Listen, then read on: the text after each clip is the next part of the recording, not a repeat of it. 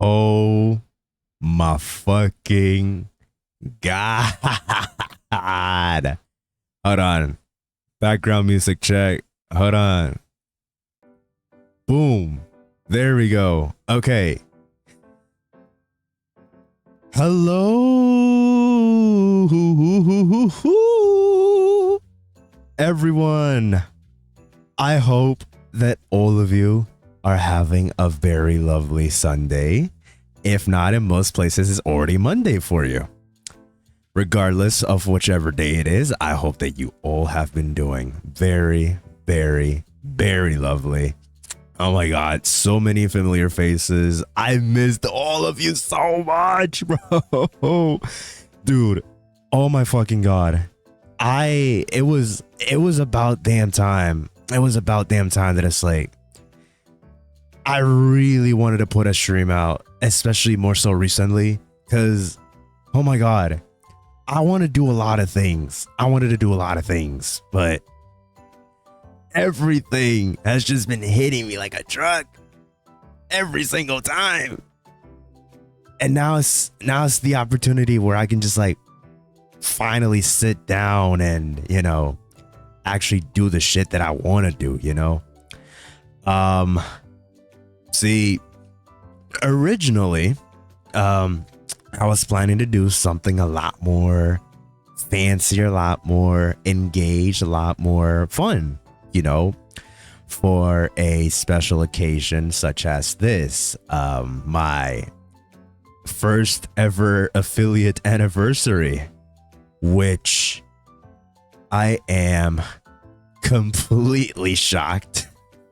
Like, yo, like, this shit, you guys don't understand, right? Just like, I'm shocked. What do you mean that it's already been a year since I decided to start streaming and eventually make it to like where I am right now? It's a silly little affiliate. So I'm able to like give you guys some silly little shit. I've been failing massively at it. I will admit I have been severely inconsistent. But like, I always thought of you guys in every step of the way, and I figured that, you know, y'all might as well, you know, have this opportunity to, well, just like catch up with me, and also, I don't know, hopefully you can plan something fun to do during the course of, I don't know, maybe this week or the next, because I really want to do something fun for my affiliate anniversary, even though like right now it's not really, you know, the like oh my God, dude, it's just a whole lot of things, okay? But I figured, you know, I sparked the stream today, I might as well take this opportunity to catch you guys up to speed over, you know, what's been going on in the life of this little penguin over here, and well, hopefully, you know, have you guys along for the ride, and, you know, just like kind of enjoy, or well, just like, you know, yeah, just like enjoy, feel everything with me, whether that's pain, agony, suffering, or just like overall unbridled fun. You get to live these experiences vicariously through me. I can only wish that they were properly animated, but I digress. You guys will get it all in the form of silly little yaps and also just like visuals on screen, which is exactly what I've always wanted to do on a stream like this, on a story time stream, let alone at all. So I guess with that already being established, I say get cozy, get comfy, and thank you all so much for being here today. It really means a lot that, you know, you're all here, just like about to witness whatever the fuck this chaos is, really. But, you know, I'm happy that you all are here, and yeah, let's get this show on the road. And by the way, before I forget, you know, let me try to be a proper streamer this time. Hello chatters, hello lurkers, hello VOD watchers, hello everyone in between. I hope you all are having a very lovely weekend. I don't know, but regardless, I hope you're all doing well. Welcome to hopefully my first ever storytime stream with many more to come along. So without already being established, yeah, let's get on with it, shall we? Now you guys are gonna have to excuse me here. The little image editor that I use sucks at properly capturing its OBS window. So if you guys see something that's like out of place or just like very small in the corner, don't mind it, please. I'm trying to do the best that I can over here with the circumstances that, you know, I have. So, you know, let's set the scene. So let's start with what's been going on with me during late March. Because in late March, that is perfectly fine, Rusty. I'm just so happy to see you here, bro. But yes, if you have to go lurk or just like do whatever you want, really, please don't let me stop you. Just, you know, I'm so glad that you showed up, and I hope that you take care of yourself, or, you know, just like have this on the background, you know, just like listen to my apps and whatnot. But right, so back to what I was saying, right? So it's late March, right? And this incredible moment has just like sprung up on me. I mean, this is like truly fucking incredible, right? What do I mean by that? So in late March, I was headed over to the biggest stadium here in Puerto Rico, or at least like the one that everybody and their mama knows about. So let's set the scene real quick. Here we go. I hope that it's actually projecting onto my screen properly. If not, I'm gonna have to crash the fuck out. Ah, would you look at that? It wasn't displaying that whole time. Okay, boom. Streamer. I'm trying to learn how to be a streamer, you guys. Okay, so yeah, let's set the scene, right? So March 31st, going on to April, I was here. This is the Puerto Rico Coliseum, which some of us here locally refer to it colloquially as La Choli. And this was here where, hold on, let me get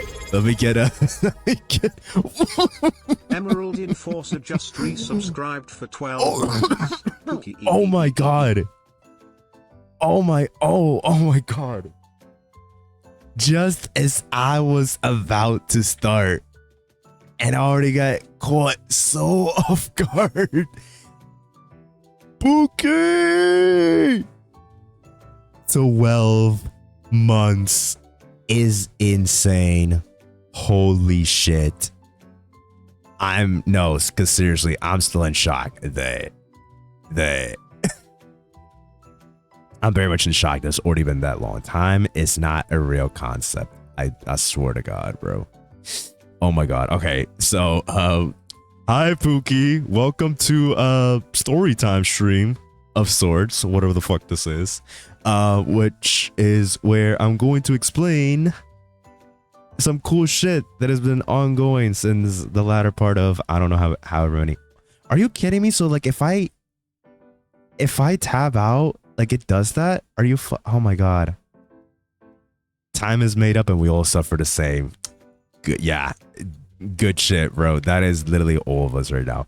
But I hope all of you have been doing well, especially you, Pookie. I miss you so much. But yeah, let's set the scene here, right? So I was here at the Coliseum, and I was here with, holy fuck, that was not supposed to happen. You know what? Fuck it. We might as well redo that. I gotta like reskill everything so I can do this. And now, there we go. Now we can start resizing everything like it's supposed to be. See, y'all, I know, it all seems to come back to Minecraft somehow, but these were like the only visuals I was able to get, you know, when everything was going on. And yeah, like I figured that these are like the best things I could use to like visualize what the fuck it was all doing at that time. So you know, you know, it was my friend Jello and I, you know, us silly little goovers here, just being silly and whatnot. We, on this very momentous occasion, we were going to see Tyler, the Creator, for his very first concert here in Puerto Rico and the rest of Latin America. And we both were very fucking excited. I mean, come on. It's Tyler, the Creator, in Latin America, in Puerto Rico. Like, it's crazy. Hello, everyone. Oh my God. Thank you so much for the happy affiliate. I forgot that that's a thing Twitch does. It lets you know when someone's got a fucking anniversary going on. But yes, I hope all of you are doing very well. Hi, Ghosty. Hi, Killnator. Oh my goodness. Okay. Hello. Hi. Welcome to Storytime, where you get to see me poorly mess around with the visuals and do silly shit and whatnot, you know? So, you know, this is Jello. This is me. And we were going to see Tyler, Creator, in our very own home country. Like, this shit is very exciting. Hi, Sims. Oh my God. It's been a very long time. I hope that you have been doing very fucking well. Oh my goodness. But, oh my God. Exciting stuff. Very exciting stuff, bro. I'm telling you. Oh my God. Dude, that shit was great. I honestly forgot that I had an explosion toggle on redeem. I mean, holy shit. See, I forget things about my own stream. Jesus fuck. So anyway, right? So this was a very special moment for us, because Tyler, the Creator, is deadass one of my favorite artists and also one of Jello's favorite artists. And that would mean that we would not have to fly all the way out to the States or wherever else he was doing any kind of show, really, any kind of, you know, amazing thing. And this was going to be like a very, you know, incredible time, like a very amazing opportunity for us. Now, this was the very first ever concert that I've properly experienced in a very, very long time. Like, it's like, see, this little goober right here, never gone to any concerts until now. So this was going to be a pretty life-changing experience, and it was going to be great. So, you know, with that being said, we all make our way inside the stadium. Woo, right? Very tiny pixels now, because, you know, we got to visualize us going inside the stadium and whatnot. With that being said, you know, like, shit was amazing. Shit was actually amazing. Because, you know, we waited on the inside of the stadium. You know, just like waiting till Tyler came out and whatnot. We were all vibing, you know, the selection of the songs that they got on the inside of the stadium. You know, it was It was great. What the fuck? Yeah, see, I don't like it when like this shit happens, because it's like it takes me out of the window so you guys can like see everything, right? But it is a very recurring thing that you'll see moving forward, so I do apologize in advance for that. But you know, the stadium had like a, you know, nice little pre-show like set of songs, you know, nice playlist, everything, you know, it's a couple bangers in there, and we picked some good ass seats. Now I will say the picture that follows next isn't exactly my seat. Shocker, I know, but it'll give you, but you know, like I'm just using this picture as like proof, or just like, you know, like a visual, so you guys can see like what I got to experience, you know, alongside the rest of these people that came out here and like did, you know, spent their hard-earned money just to go see someone. Now look, like I gotta like let y'all know, right? This like tickets for these came out a good long while ago at this point, right? So fact of the matter is that as soon as those tickets came out, we were like locked in. Like we was locked in, bro. We needed to get our hands on these tickets now. Like as soon as they came out, just, you know, because it's like, when was gonna be the next time that we was ever going to see like our favorite artist tour on a country that no one even really considers doing shows in? I mean, hell, Puerto Rico hasn't had, like, as far as I'm concerned, like many popular mainstream American artists like pop out and perform here on our island until very recently. I mean, I do know that my cousin went to go see Maroon 5 here when they were performing, or was it Fall Out Boy? I don't remember. Fuck. But also Evanescence was there.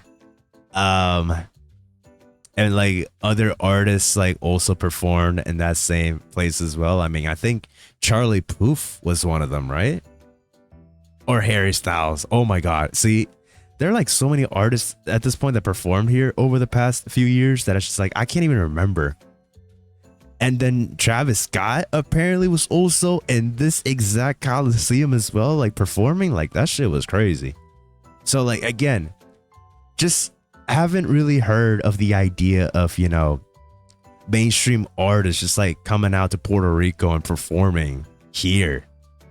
But turns out that this year of all times is going to be the first time I ever saw one of my favorite artists, and holy fuck, it was amazing. Let's set the scene right here. So boom. Fuck, hold on. No, I gotta. Boom. Here it is. This is Tyler the Creator, him motherfucking self right there. Pixelated as fuck. You can see him right there. You know, he's doing a silly little thing. He's got a pava on, you know, like one of our traditional straw hats.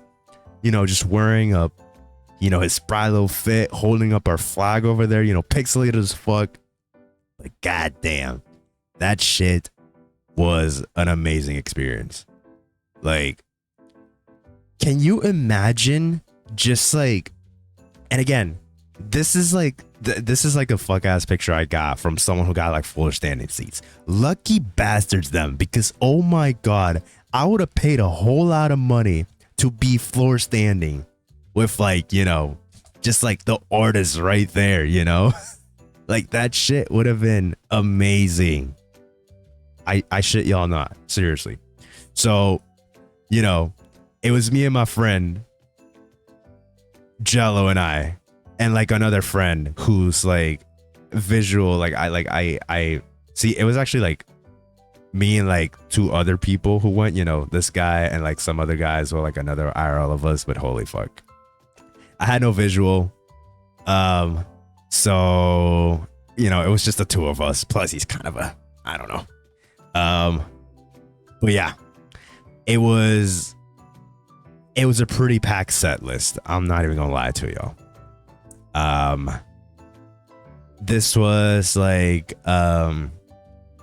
just like at the height of his album Don't Tap the Glass. That shit was a banger through and through, and it was just an amazing experience, honestly. Just like, okay, I don't know why the fuck it keeps doing this. I'm so sorry, y'all. I'm so sorry that it like keeps having a way every time I want to do something cool, but it's like, holy fuck. So that's our go, bro. And let me tell you, first time ever going to a concert, I did not know proper concert etiquette. All I knew is that if I was gonna be, standing in front of like, or just like, just like in very close proximity to like one of my favorite, to like one of the GOATs, one of my favorite artists, I was gonna sing along. I was gonna scream. I was gonna, do a little jiggies and whatnot till I couldn't no more. So, you have me just dancing, shaking, vibing and everything. Like, that shit was amazing. I'm not even gonna lie to you, And Jello over here, he was also singing and vibing, and we was all screaming and whatnot. That shit was great. Actually, you know what? I wanted to like share like one of my favorite moments here. Like this being one of them, right? So for his Latin American shows, right? The concept for this picture. He would just like, in the middle of a set list, just like do a little chant of sorts, right? Which would seamlessly transition to one of his songs, right? It was like a very cool traditional little chant, just like him going Puerto Rico. It was an amazing chant. Like all of us were just like singing along to it, just like dancing, hitting little jigs and whatnot. It was great. Oh my god, I don't know why it keeps doing this. Again, I'm sorry. So then it would transition to one of his songs, Tamale, which is a banger.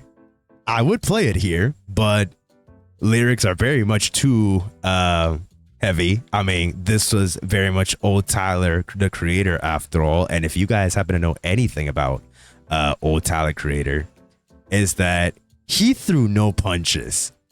He was like very hardcore, and he would do anything to like massively offend audiences across the world, But damn, his production, his everything, that shit was great.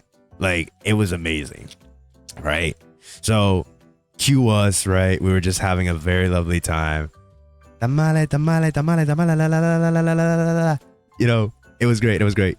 So that happened, and then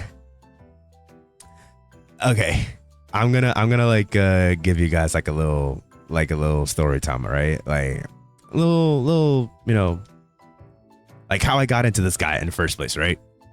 So I did not know much about Tyler, right? Because I was not tapped into music like that, or like up until like a certain point, I was only like ever really just like, tapped into like what was playing on the radio, some mainstream, just like, shit like that and whatnot.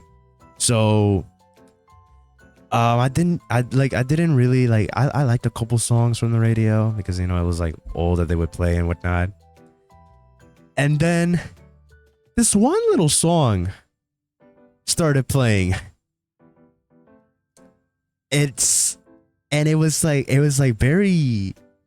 very colorful. It was like very soulful. It was like, oh my god. Like, the beat was nice.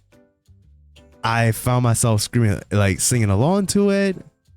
Like, the vibes was all there. And so my mom has this thing, or well, has me do this thing where if like she likes a song from any artist, since you know how it is with like, us goovers and our parents, if they got like a tech problem or just like anything that, they needed, their children would be the one to like step up to like help them use this newfangled tech, So I helped her download this song, we Shazammed it first. And it was a very lovely song. And this song has stuck with me, or more rather, Tyler has stuck with me for the latter part of, well, I wouldn't say the latter part, but more so like, oh yeah, actually the latter part. No, throughout the entirety of my high school years. So, this is like many years ago at this point. I can't even lie to y'all. Like, I downloaded the entirety of the Igor album on my phone at the time, but also on my Nintendo 3DS, which is a crazy concept. I mean, most of y'all do not know what it's like to like listen to music on a goddamn Nintendo console, let alone the goddamn 3DS.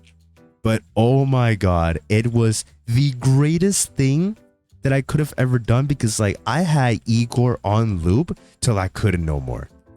Like that entire album defined like my high school years and whatnot. And that's how I discovering the rest of Tyler's like discography, right? So back here again, right? So let's set the scene. Holy fuck, why do ads even have to like begin in a minute? Oh my god. Whatever, I'll try to make this quick. So it was dark, right? Tyler does his little speech talking about I got some like unreleased music here. Do you guys like want a sneak peek of it? Obviously the whole stadium erupted, bro. Like this guy right here, this idiot, this guy, he came up to us and he said, you guys want to listen to some unreleased music of mine, or something along these lines, right? We all reacted. It was like, it was great. Holy fuck, yo. Tyler is the biggest troll I know. Bro, he fucking trolls like crazy. But if there's anything I can say, is that this troll of his, this little silly hee ha ha of his, led to one of like the most incredible moments of my life.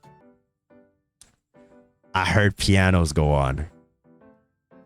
Dun, dun, dun, dun, dun, dun, dun, dun, dun. I heard those notes and I knew what was coming along, because you know when you guys like listen to a song like so many times already, like you listen to a song, you just like memorize everything, like it's stuck in your brain, like you know how kind of like everything goes. Like I was the type to just like vibe out and just like study every little detail as it goes on, So I heard this piano, my eyes widened, I was about to scream,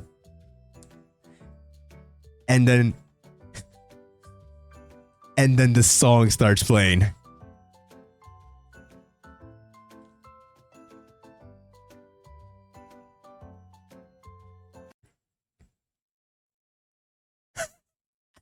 This shit starts playing.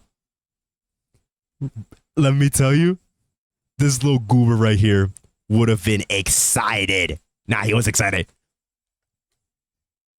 You make my earthquake. Running, don't be shaking me up, and it's making my heart break.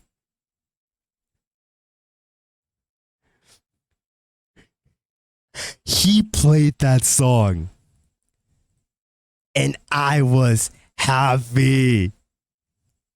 Don't leave, it's my fault. That shit was beautiful. I was singing along till I couldn't no more. That shit was beautiful. It's when it all comes crashing down. I need you. Woo! So there it is, right? Earthquake started playing, and I was fucking excited. I can't even lie to y'all. That was everything that high school me could have ever wished to hear live on a concert. Like, this was a foreign concept. This was new to him. This was everything to this little pinguino right here. And it was great. And then the night went on, you know, he started playing more bangers from Don't Tap the Glass, from some of his older albums as well. Like, for example, right? Like, one of my favorites songs that he started playing, Word is Flower Blooms, right? Has this little majestical sounding thing, right? Tyler's production, like, is gorgeous. Let's take him back to the date. Like, he started playing it, and I was vibing. Actually, wait, did he actually play this song? I'm just like pulling shit out my ass at this point. This floored over goggles. I'm leaning out the window. OJ shining on me. Simpson shining on me. Brought this world. Okay, so, you know, just started playing a couple songs, you know, from that time, and it was great. I can't even lie. And see, let's like, I want to show y'all videos from that, because like I got a lot of videos from like the concert and whatnot, so you know, you guys could like vibe out with me and, you know, just like actually get a taste of what it was like to experience this guy, this pretty big deal in the music industry, right? Just, you know, vibe with us, you know, it was great. Oh my God. It was the first time ever, completely off topic now, but also a very recurring theme, as you'll see a little later on. It was the very first time that I got hurt as well. Because again, you have this little goober right here, aka me. First time ever at a goddamn concert. He has no concert etiquette, no idea how to act.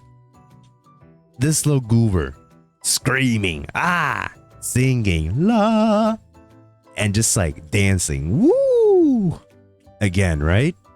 Just having the time of his life.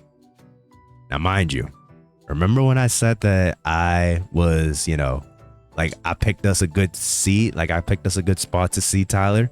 You know, them seats are great, but you got to consider,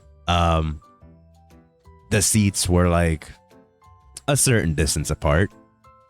And so what ended up happening was that in midst of everything, you know, I jumped, I danced, I did little jiggies and whatnot, and I somehow managed to scrape my knee, which I don't know. No, you know what? Why do I say that I don't know, even though I know exactly how I caused it, bro? It was of my own fault. It was like my own doing. It was like my own volition, you know? Just, you know? So that happened, but it was like at the time I did not notice it, so I was like, I don't care, you know? Like, I did not care. Like, the adrenaline was too high, the excitement was like right there, the vibes, everything, you know? Like, nothing was gonna stop me nor this guy right here, you know, my little partner in crime. So I just kept going, you know, we just kept vibing, we just kept you know, we kept dancing the night away, singing the night away, screaming the night away even. And so, you know, like, it was it was a very lovely night. So he, you know, Tyler shared with us during this concert that the vibes was nice, everything was nice, you know, visiting Puerto Rico, like the island itself, you know, very colorful culture, many beautiful places, the beaches, everything. He also apparently spoke with Benito, my goat, Bad Bunny, and it was great. He already said that he's already planning to come back at some point in the future. That right there made us really fucking excited. Like, again, this guy pretty much like carried us for like, you know, a good chunk of like our most monumental years. Actually, no, let me say it was just me. This guy, this fucking troll, this guy, he defined most of my high school years. I say most because, you know, at some point I got hit with the quarantine, and, you know, I like the guy more because, you know, during the quarantine I discovered more of his music that way. But, you know, that shit was insane. This guy right here, this guy, he didn't even become a Tyler fan until very recently. Like, oh, well, I say recently, but it's like, you know, it's already been a year or two since he's like, you know, actually enjoyed his music properly. But, you know, I digress. Like, this guy had to put up with me, you know, saying, like, talking about some, oh, Igor is the greatest album of all time by Tyler the Creator. You should go listen to this guy, you know, like, he's the greatest, you know, songwriter, producer, singer, rapper of all time, you know, like, listen to this guy, please, you know. Like, I was mad annoying, bro. Like when I like music, or just like when I like any certain piece of media as a whole, I do not shut the fuck up. You can see it in his little eyes right here. He's just like, he has a lot of desperation. He wants to speak. He wants to let out his energy. He just wants to yap about everything, right? So that's how this little goober convinced that he should listen to this guy, and the rest was history. The night went on, we danced the night away, screamed, sang along, and then before we knew it, the show was over. He put on a really amazing performance. That shit was beautiful. It was a little sad going home afterwards, because it's like, wow, is this really like what they say? Is this really like what they mean when they mention, you know, post-concert depression? Like, that shit was, you know, experiencing that shit for the first time, it sucked ass, bro. I can't even lie to you. Like, it was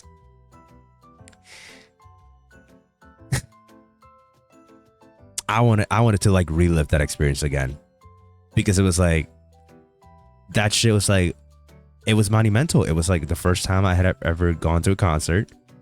I had experienced something, you know, I had experienced like one of life's greatest pleasures, you know, seeing your favorite singer up on a stage in your own country, singing, or like doing his own thing, performing. It was great.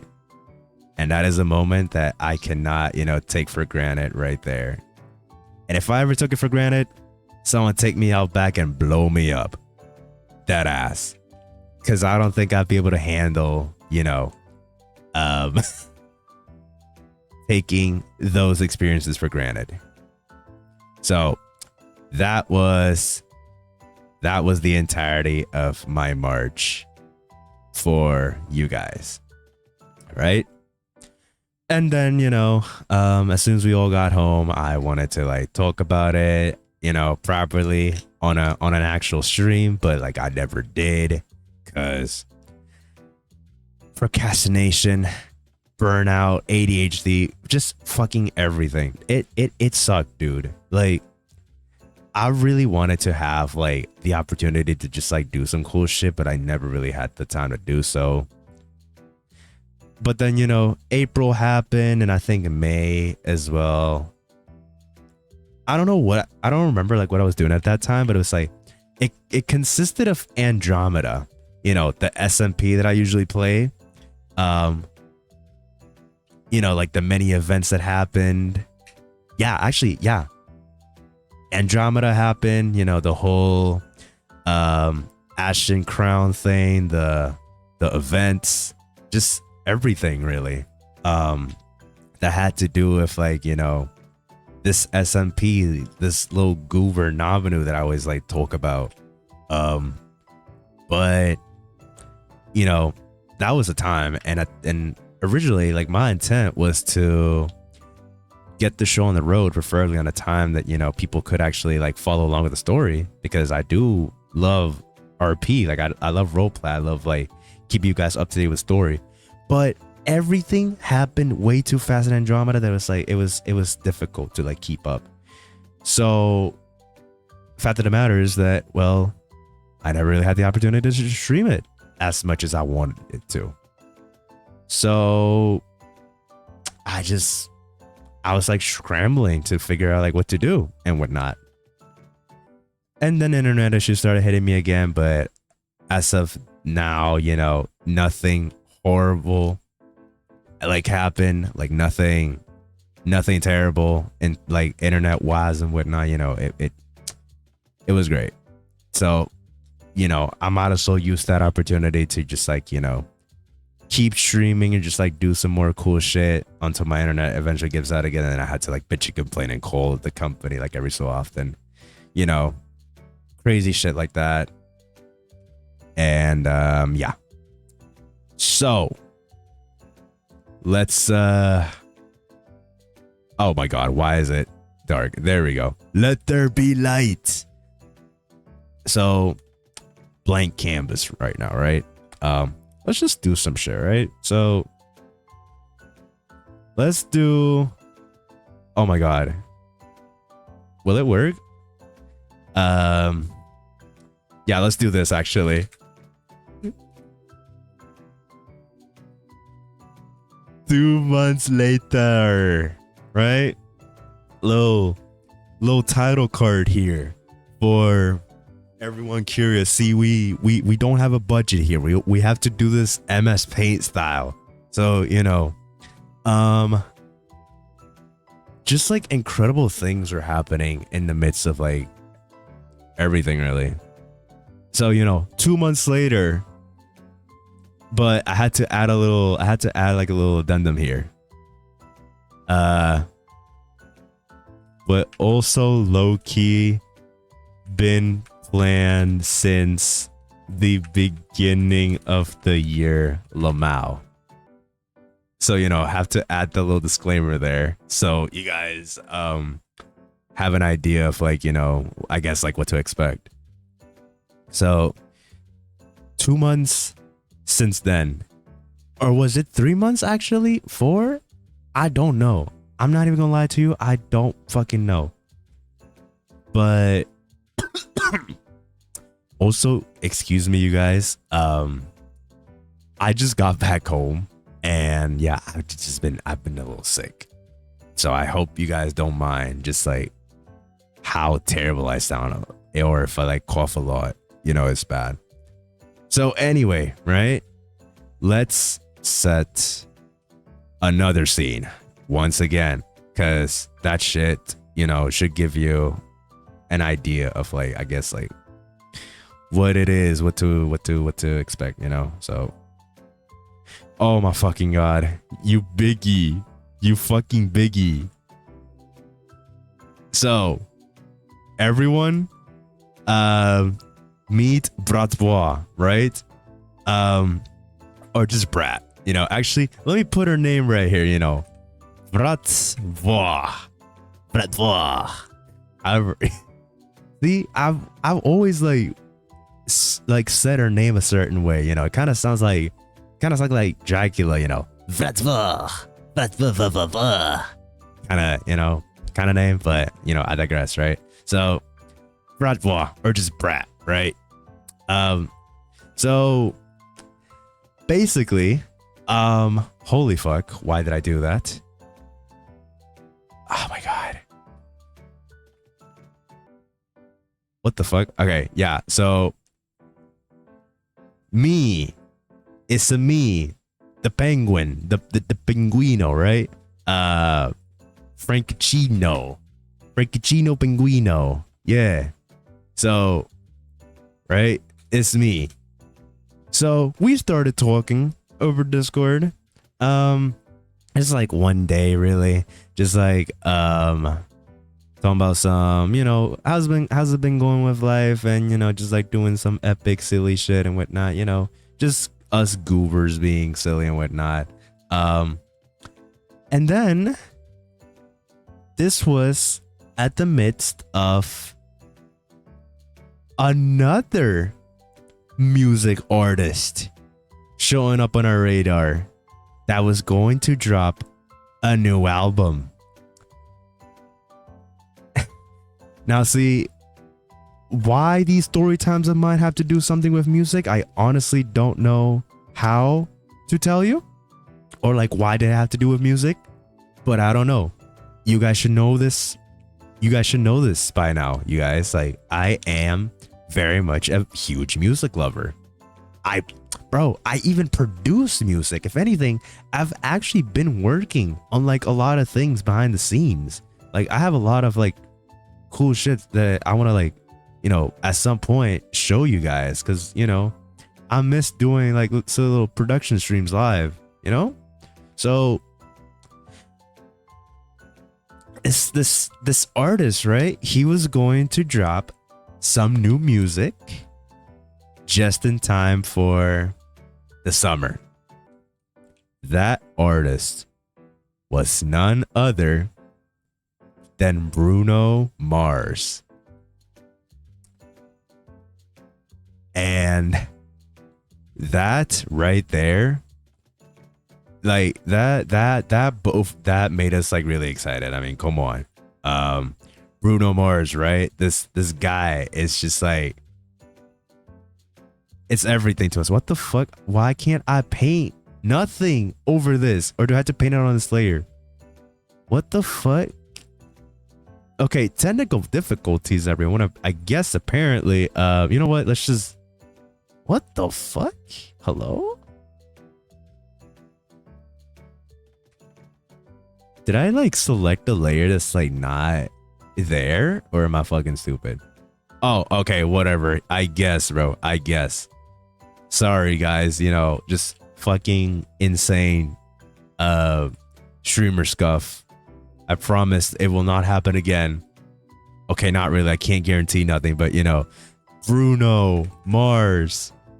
Yay! He was dropping something new, and that shit was gonna be amazing. Like, and so, mind you guys, like, see, I'm gonna tell you guys a little something about Brad over here, right? This little goober, right? This little hee hee ha ha, right? She is the most music pilled motherfucker I know. Now, what do I mean by that? Because, clearly, even though I say music pilled, I'm also music pilled, but we are not on the same wavelength, I enjoyed music, I produce music, I analyze music, all from the comfort of my own home, right? Brat, however, chooses to experience her music by having incredible loads of expendable income, and whichever opportunity she decides to like go out to see an artist, she will absolutely go out of her way to book a ticket and see the artist that she wants to go see. Doesn't matter if they're a band, a K-pop group, or just any person, she will go out of her way to see whoever she wants to see. And that right there is something that I'm just like, wow. First and foremost, like, how does she do it? Like, look at this little, like, how the fuck, How the fuck do you got that much? But I digress. You know, people can do whatever they want with their money, you know, and if they wish to experience it by, you know, indulging in one of life's greatest pleasures, seeing your favorite artist up on screen, then by all means, so be it. Up on screen? What the fuck? I mean, yeah, technically up on screen because, you know, they got like screens everywhere. So that shit, you know, was it was incredible. I can't even lie. So cool, right? So Brad over here, she brought up the idea. Hi, Frank. Why don't we go see Bruno Mars together? And I was like, what could you possibly mean? What could you possibly mean? Exactly what you think it means. We actually, no, actually, there's a third person that comes into the play, that comes into the picture, right? Because it's not just Brad and I, but also another person. Oh my fucking god. Hold on. Let me boom. Ah. Oh my fucking god. So this is Yuki. This is, you know, one of our friends as well, you know, one of our mutuals and whatnot. You know, silly little alien goober right here. You know, I put her character right there. Shit was crazy. Holy shit, Matterhorn, hello. Thank you for the happy affiliate anniversary. I hope you are all doing well. You and Carrie together. It's been a very long time, and honestly, I'm sorry that, you know, I don't got anything interesting or cool planned for this thing, but I figured, you know, I might as well take it a little easy on myself, or just like, you know, talk about where I've been, what I've been doing for like the past couple of months or so. And yeah, I can only hope that you guys are doing well. But yeah, like I was saying, y'all, right? So Yuki right here, right? She also loves Bruno Mars. And so we all just kind of like collectively agreed, or well, it was insane, but it was like, fuck it, might as well, that we were going to see Bruno Mars together in one of his own shows. Like as soon as he started touring, we would actually like pack our bags and just like go, you know, like that shit was gonna be pretty amazing. It was gonna be everything, you know. So I guess the question really was, well, we're going to go see Bruno Mars, right? Where are we going to see him though? As much as I wanted to be, you know, to have him like do a concert locally, I say locally as in you know, like I wish that, you know, we would actually go see a concert in the States and whatnot. But life, or more rather this whole thing, they had different plans. So the European Union, right, you guys? Europe. Actually, wait. One of the country I went to technically hasn't been a part of the EU since Brexit happened. Hint, hint. But regardless, we were going to go see one of Bruno Mars's shows in Europe, which I was like, holy shit, you know, I would be going to Europe again. Because mind you, right, the first time I went to Europe, I went to Ireland. And Ireland was an amazing experience because that's where I got to see this little goober here, Yuki. You know, we had fun together. We did some cool shit and whatnot. You know, life was good. But that was like the one and only time that I went to Europe, and I did not expect that the year after I went to Europe, I would be doing the exact same thing, just going back to Europe. This time to go see her, to go see Brat. Now, where were we headed to, you guys might be asking? Well, all I'm saying is that God better have saved the queen, because if she was still around, we would have fucked shit up. So we were going to the United Kingdom. Oh my God. Why? I don't fucking know.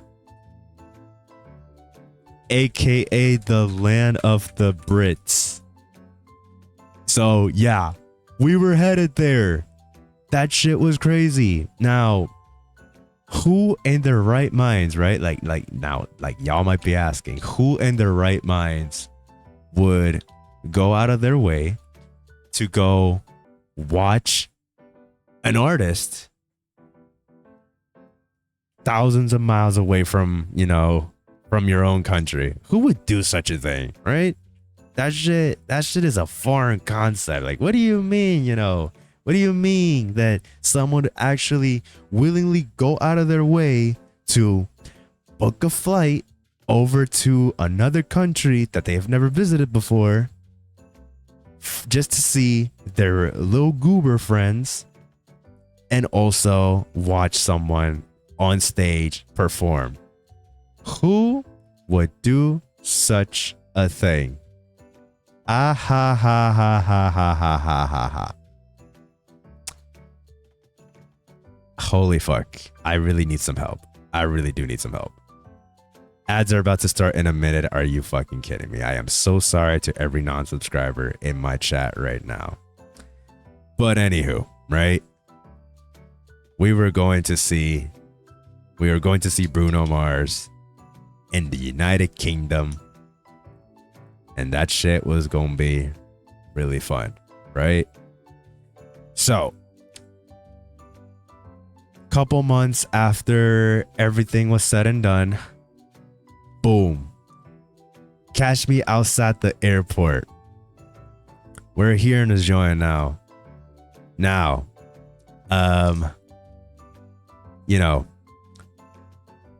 We went, I had to have someone drive me over to the airport because now, this airport, here in Puerto Rico, it's like, the one that everybody and their mama knows, it's like the most popular one.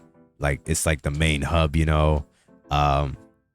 and so we figured might as well, fly out from there. Actually, no, you know what? Yeah, I flew out from there because there were no other fares for my local airports or any of the airports around the area. So catch me outside this goddamn airport. Bro, I cannot English tonight. I am so sorry. But I had to have, one of my friends drive me over. Jello was also there, actually, you know what? Let me bring these two back together, Let me have them make their own little cameo appearance. Oh my fucking God. Okay. So, boom. So, right there, right? So, Jello and I were just like, we posted up outside the airport, we dapped each other up and whatnot because, he did me a huge favor, he and this other friend, because, we were going to be gone for like a couple weeks. Actually, this guy, Jello was also on a trip of his own. So, he's having the time of his life right now. Actually, he did have the time of his life from what he's told me. Shit was amazing. He had a lot of fun, and I really do hope that, more cool shit just like, just happens, So with that being said, you know, Jello was out of the picture. Bye bye, Jello. And I was headed inside the airport. And, you know, I was going to sit there for like 4-5 hours or so. Cause yeah, my flight was until like a little later in the afternoon and whatnot. And let me tell you, that wait was boring. I wish I had like pictures of like the inside of an airport. Actually, I do have an inside of the airport, but it'll be for a part that I will show you guys a little later on, right? So I was inside the airport. I grabbed a little something to eat. And it was insane because first and foremost, right? Like if you get something from the airport, like if you get food from the airport, it's truly well and because you have no other choice, right? Like I say that, you know, if you have food, like sorry, if you like want to get yourself some food, then like just either pack your own food, right? Like pack your own snacks, pack your own, you know, items, right? Or just like eat on the way to the airport, right? Because the pricing for everything at the airports is honestly very insane. Like I can't even lie to y'all. Like everything was bound to be expensive because duh, you know, it's a place where it gets the most business and whatnot. But at the same time, there is no reason that a goddamn 3-piece should have costed me like fucking $16 at the goddamn airport. Like, come on, bro. I probably could have gotten that same 3-piece for like what? Maybe $12 at most. Not 16. Come on now, right? But alas. So I ate inside the airport because my dumbass had not eaten anything on the way, you know, to the airport. Mind you, I just like sprung out of bed. You know, I was like very excited that I was like headed to the airport, you know. It was like I was going to fly out to another country, you know. I was going to travel the world. And it's not every day that you see a little penguin fly, you know. We are flightless birds. We just, you know, we're birds, but we don't have wings. We can't freaking fly, you know.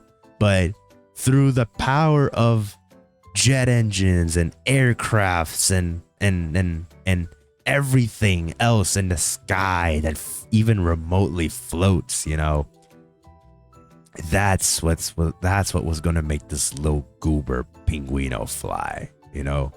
So, you know, I went inside the airport. I had my bags and everything all ready and whatnot, and before you know it, look at that! Wow, you know, little change here. We're actually using my model this time. Because finally, you know, like we needed some variety. We needed like an actual prop. You need an actual, you know, like let's set the scene here, right? So boom. Catch me in the air. We finally set out the airport. And we were finally like 10,000, 20,000, 30,000 feet in the air, you know. I would say I flew on this plane, but also just like, let's just pretend that for the sake of everything, let's just go, woo, yay, penguin finally flies, you know, very foreign concept, you know, very unheard of, you know. Wow, penguins can fly. That's so fucking cool, you guys. Wow, you know, it was great. It was great. Now, I honestly like don't know like what to tell y'all about planes. I mean, maybe you've been in one, maybe you haven't. Everyone's experience on airlines and, you know, any sort of like aircraft and whatnot, you know, your experience may have been different. You know, all I know is that, you know, I just wanted to get from point A to point B about as quickly as possible. So, you know, I got myself into this plane. And see, I would have loved for there to be direct like direct flights from like my place to the other, right? However, there just simply is no aircraft commercially available as far as I'm concerned, or even if there is, there's just like no direct routes invested for it. So I could fly out from like, my little island all the way to like the rest of the world, So usually 9 times out of 10, what these flights have me doing is that first I fly out to the States, somewhere in the East Coast or like central area. I don't know. Right. Just like anywhere around there, because those hubs, those airports, those flights are the ones that will eventually take me to my destination. So, we go to the airport, we arrive, we touch down at, I don't know, like a state, whether that's New York or Florida or fucking the DMV area. Shit was amazing, shit was great. And then once again, I got myself food from the airport because, see, I was hungry and I did not pack anything to eat on the way there. So, alas, I ate something. But at the very least, it was like I ate some Chick-fil-A. And like the prices at that airport surprisingly wasn't it wasn't bad. Like, sure, it was expensive than if I got it from, from the goddamn restaurants themselves, but like I ate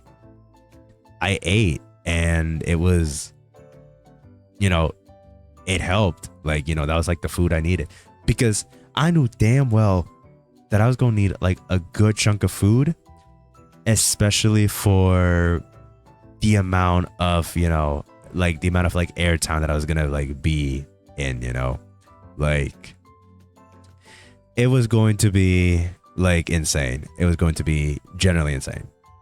So alas, once I waited for my flight, it was up. They started boarding people. I got inside the plane, and let me just how do I reverse this image? Because I feel like that's yeah, there you go. Damn, I just realized something. Flipped. Oh my god. Now this is something you don't see a lot. See, I've never really thought to give like special attention to like my penguin's little side profile, but it's like, damn, he really looks different when he's like mirrored, like when flipped to the side. Damn, maybe that is a struggle that like, every artist like seems to go through. Like whenever you flip something and then like the shit's like not uniform or whatever, or like it looks different, like that's crazy.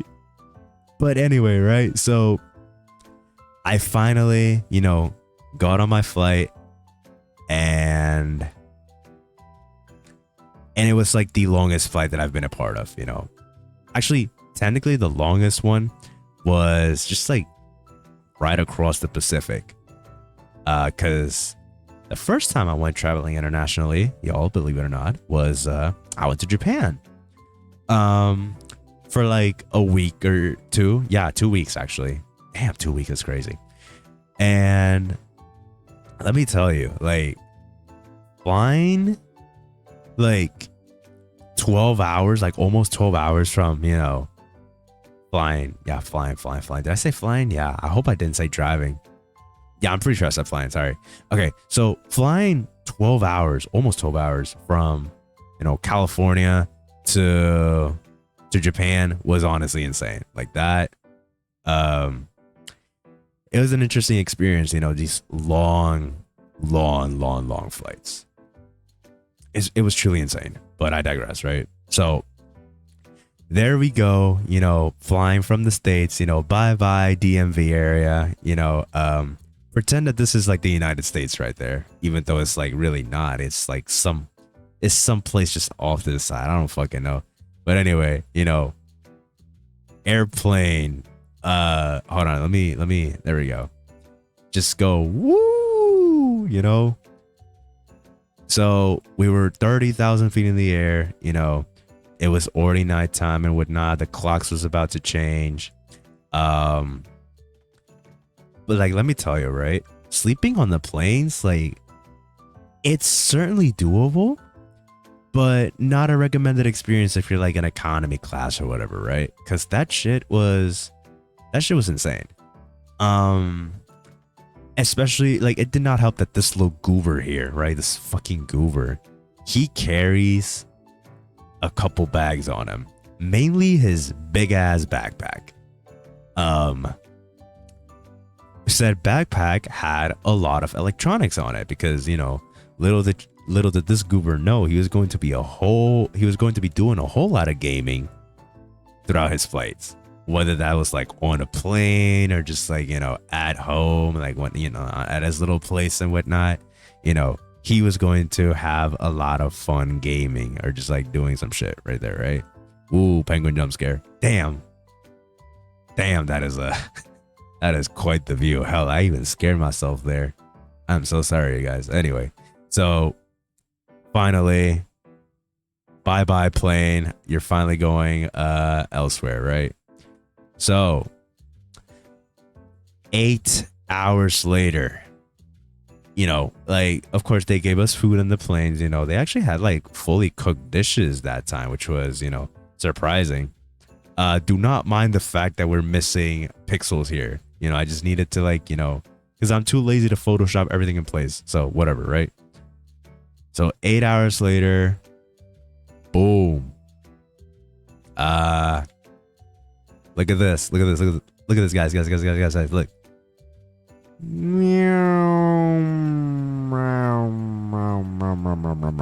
Right? This plane flies across this very interesting, very old looking town. You know, this looks very fancy, very, I don't know like what's the proper word to describe this architecture, you know. But wouldn't you guys know, boom, this penguin has landed in the goddamn land of the Brits. He was in England. He landed in London. And that was an interesting experience, to say the least. I mean, the second that, you know, that this goober arrived at London, he actually arrived a little early in the morning. I don't know why I refer to myself in the third person sometimes. I don't know, it's just fun. But like, I arrived in London, you know, and it was like very early in the morning. And at the time, you know, the check-in wasn't going to be until like a little later in the afternoon. So needless to say, this goober here had a lot of time to kill. And I really mean a lot of time to kill. Most of which I actually just spent at the airport, because you'd be surprised at just how quick time seems to fly for whatever odd reason. Like, I kid y'all not. Like, I was at that airport, like, after arriving for, like, I kid you not, like, 2 or 3 hours before anything, really. And it was an experience, to say the least. I mean, I was like, I talked with my friends on Discord, you know. I talked with Brad and Yuki, you know, the very people that I was going to see, who was going to be like accompanying me during like the show and whatnot, you know, like pretty crazy stuff, pretty cool stuff.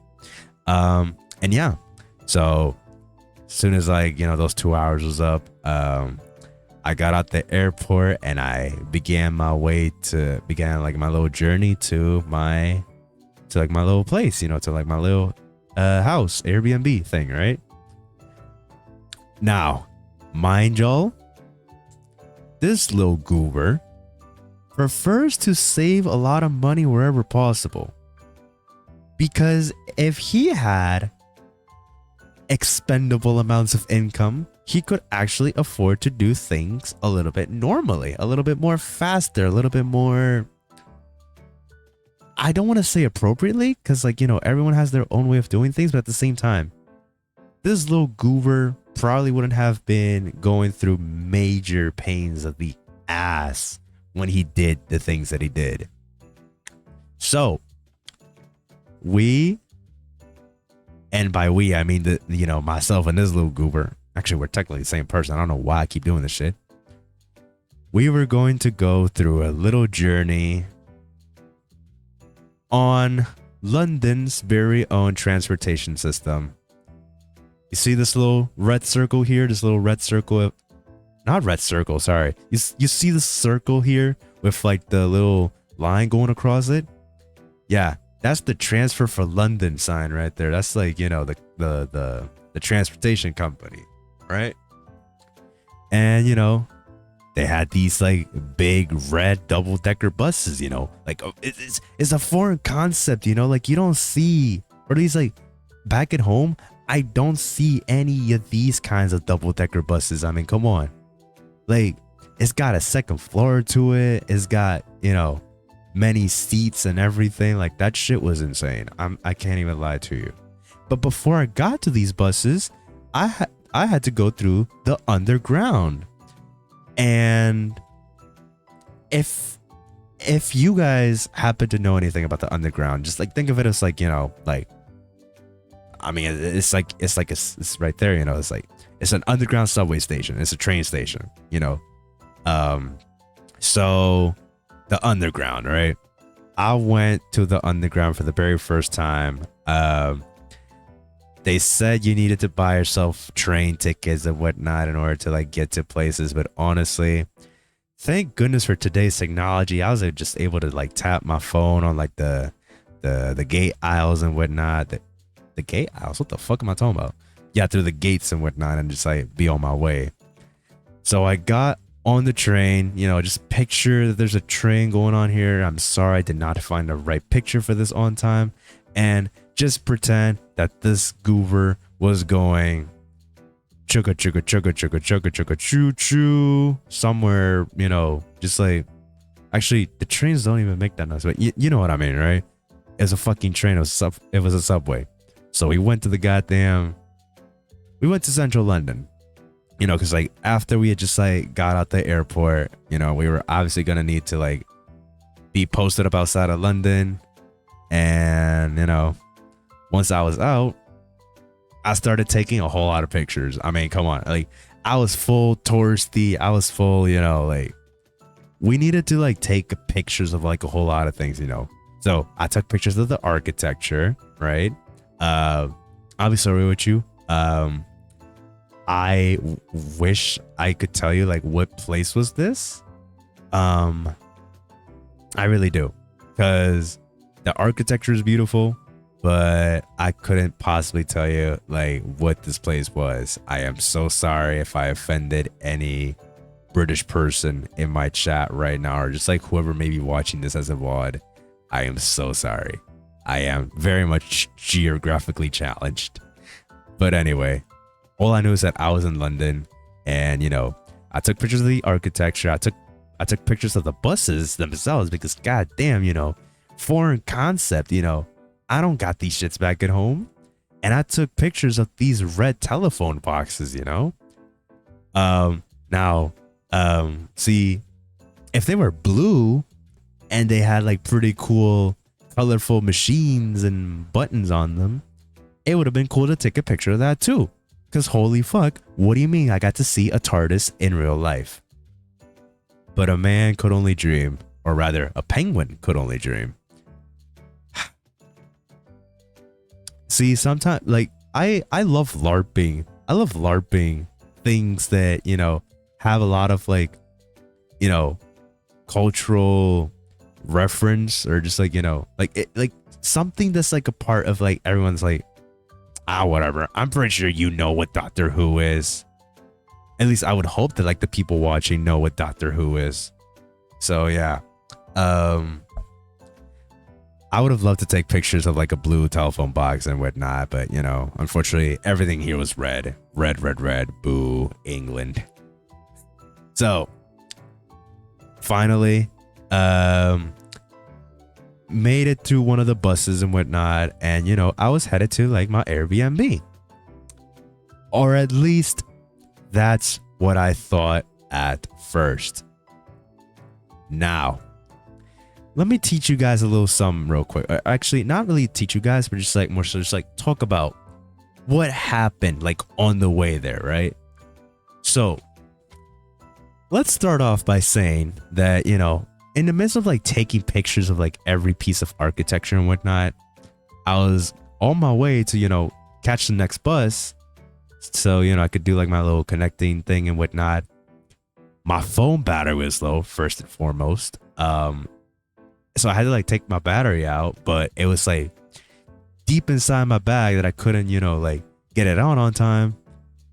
And I needed the Google Maps open because that's where I would like, that's when it would let me know, hey, when do you get off at like the next stop and whatnot, you know? So, while trying to find like my next stop, I got stung by a bee, and it stung me in the arm. And at the time, you know, I thought, okay, maybe it was just like a mosquito or something that like bit me, you know. But that shit stung like real bad. Like it actually had like my arm like just going red and whatnot. Like that shit was crazy. Just pretend that there's like a little red patch here. Actually, you know what? Fuck it, might as well draw it in. Why not? Stung by a bee. Head ass. So yeah, it stung me in the arm, and that shit was like, ow, that hurt a lot. Cause, you know, I just wanted to get home. I was exhausted. I was like kind of sort of jet lagged. I mean, I flew through multiple planes just to get here, you know. Again, if there were any just direct flights from like my country to whichever place in the world without having to go through the States first, and I would have done that. I generally would have done that. But as it turns out, when you live on a tiny little island in the Caribbean, you can't exactly have your cake and eat it too. So you had to go through the States first. So, you know, that's what I had to do. And I was jet lagged. I was a little tired because even though I tried sleeping on the plane, it was very uncomfortable. And I just like wanted to like crash into a bed, you know. So this thing, right? This fucking spot right here where the bee stung me, that shit kept me wide awake. Because at that point, I was just trying to focus on trying to get home, right? As soon as possible. So that's where we were right now. So I went inside the bus, and then, you know, I started looking at my Google Maps and everything. Actually, let's talk about Google Maps, right? So I put in the address for like my little Airbnb, right? I had to mention something to you guys, right? Which is exactly what I wanted to say at first. Before I got sidetracked by like all this other garbage. So this what's it called? I typed the address name, right? It was a little neighborhood somewhere out there, right? But you guys know, you guys like happen to stop and consider that, you know, when you type an address in your search bar, you have to explicitly like mention or like elaborate a little bit more about where you're going to. Because, you know, simply doing 123 example road or fucking 670 dumbass bullshit ass drive, you know, just, you know, like that could take you somewhere. But what if there's like another 123 example road, or 670 bullshit ass drive or whatever, right? Where's that going to take you? You know, like it could be anywhere in the world. So you have to explicitly like specify where in the world you want to go. There are these cool little things, you guys, called postcodes, which, you know, is the equivalent of a zip code for us Americans here. So postcodes, right? You know, very helpful to inform you like which neighborhood pieces of mail get delivered, but also very essential to an address. Because when I wrote my Airbnb address and I took the bus, I landed in what I thought was a pretty nice and comfortable spot for my Airbnb. You know, like I arrived in this little neighborhood here, you know, and then, you know, like as soon as I got off at the stop, you know, I walked like a significant amount just so that I could get over to, you know, where I was supposed to be. You know, waddle, right? Now, mind you, I was like very full tourist looking at that point, right? So it was genuinely insane, really. Just like me holding up my phone while I had like the battery charging and whatnot. I had like a backpack, you know, on me as well. And you know, I was making my way over to this like neighborhood and whatnot. And then I look up at the house, right? But then I realized something, you know, looking at the Airbnb and then looking at the house that, you know, like the little, you know, building that I was like posted up outside at, something didn't match. See, oh my God, ads are about to start in a minute. I am so sorry for non-subs. See, this house I was looking at was painted green for some odd reason, right? Meanwhile, in the pictures, it looked more akin to, you know, what these houses look like. You know, like they had bricks, you know, very red-ish, dark colors, you know, just like very brick-like, you know. So I was like, am I at the right place or am I just actually fucking stupid? Spoiler alert, this goober right here was actually very fucking stupid. I was very fucking stupid. Because when I come to find out, you know, I texted like my Airbnb host. I was like, yo, what gives? You know, like, I'm actually like, I feel like I'm outside the Airbnb, but the house, you know, I'm at looks a little different than, you know, what I thought it was going to be. So then the guy told me, what was it? Oh yeah, the guy told me, oh yeah, just go ahead and like tell me like where you're at right now. And so I sent him my address, or more rather, I sent him my location. This is when I realized, actually, no, he did say, send me a screenshot of like where you're at right now. Because when I did so, that's when I realized, wait a minute, this guy, this host of mine, was on the other side of London. Meanwhile, I was on like this side of London. You know, like that right there made me realize that, holy fuck, I got to the wrong side of the, I got on the wrong neighborhood. So then the embarrassment started settling in, because it was like I was posted up outside this house, outside this, like, you know, house.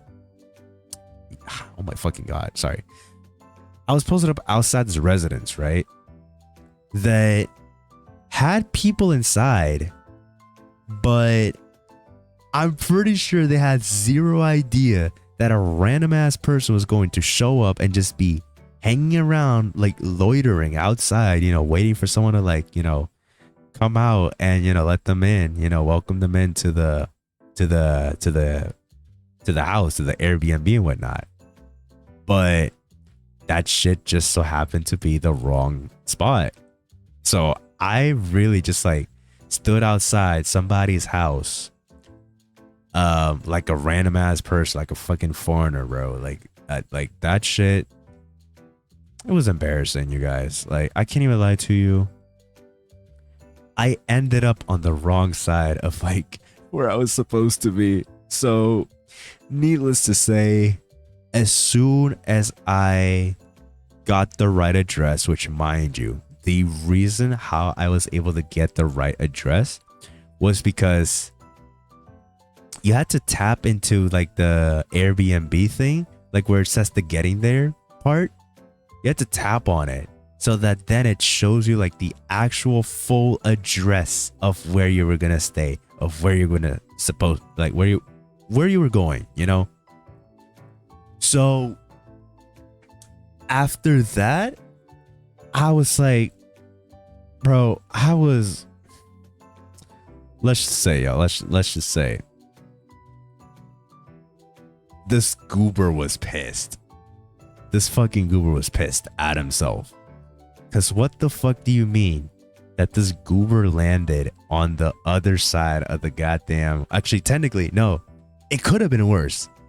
Because like, for whatever reason, I could have just chosen to go on the other side of the UK. Like, I could have gone to fucking Manchester. Or just like fuck England as a whole and just like go to fucking Northern Ireland or Scotland, Like, I could have chosen to go anywhere of those places, right?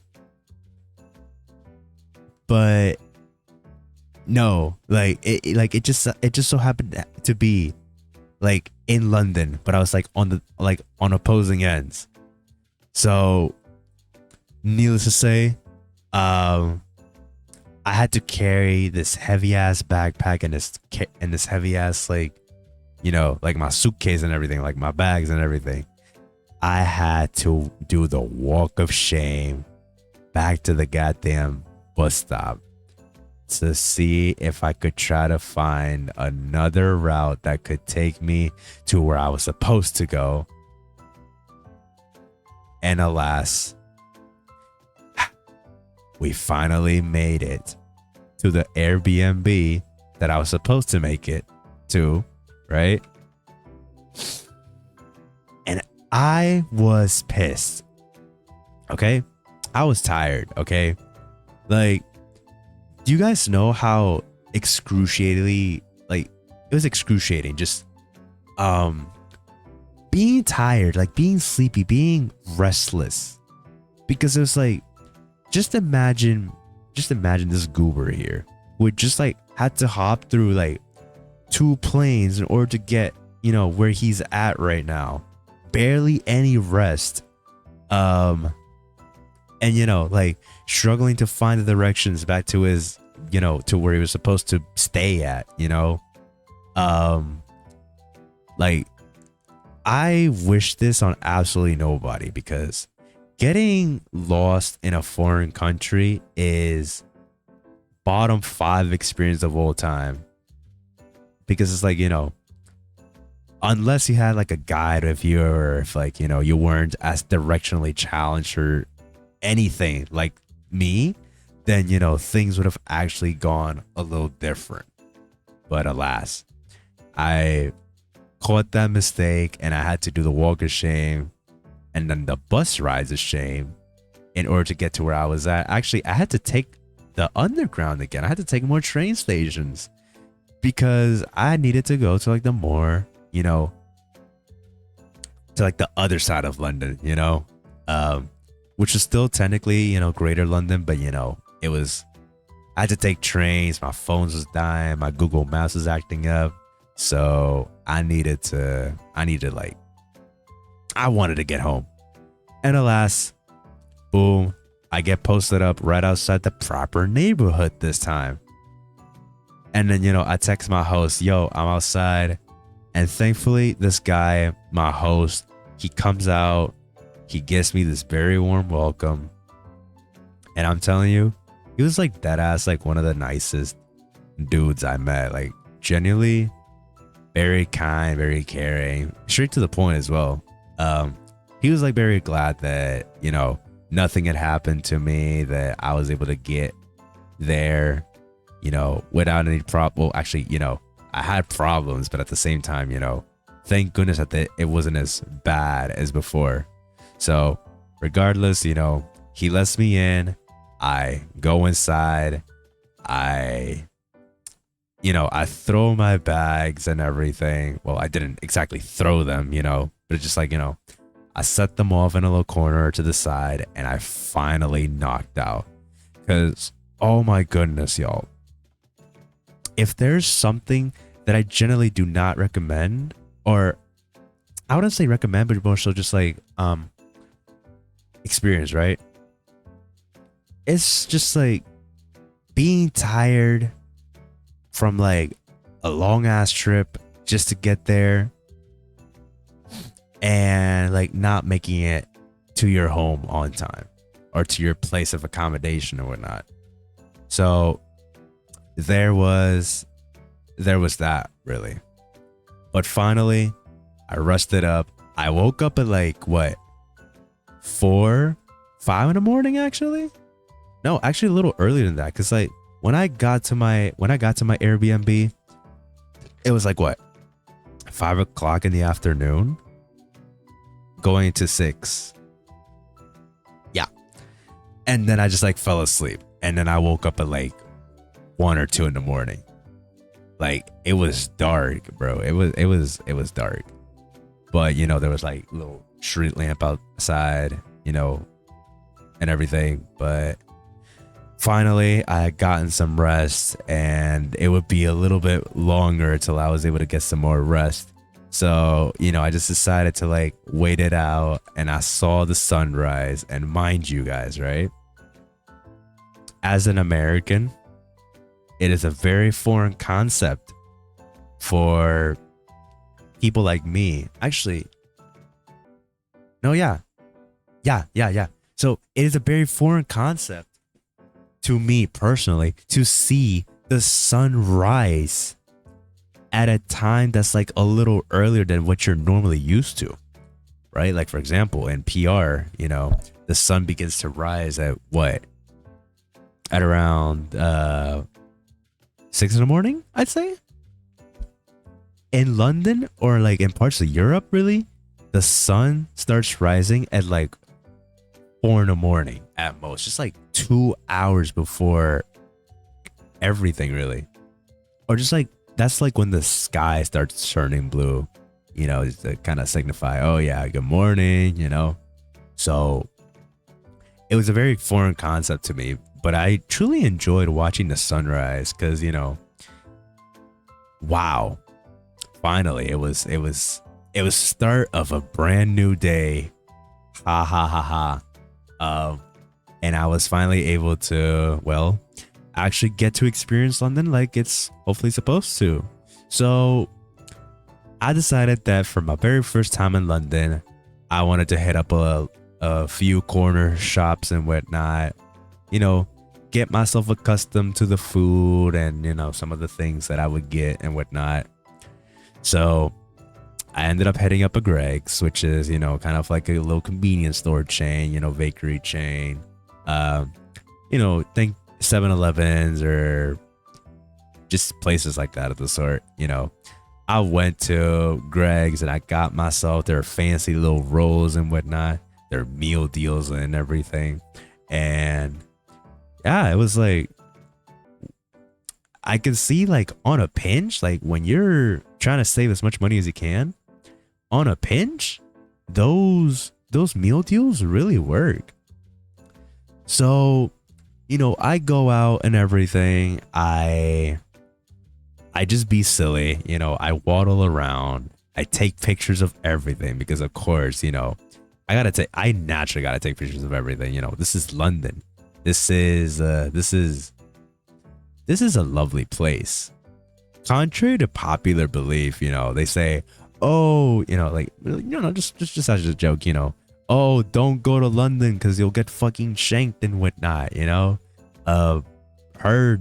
British people suck and whatnot, but like, I can't even lie to you, like, on the more, I guess, realistic side of things, me personally, at the very least, like, my first impression of London was that it was safe. It was a very nice place, to walk along. Don't mind the fact that, this little goober is still angry. Don't worry, he will be happy soon enough.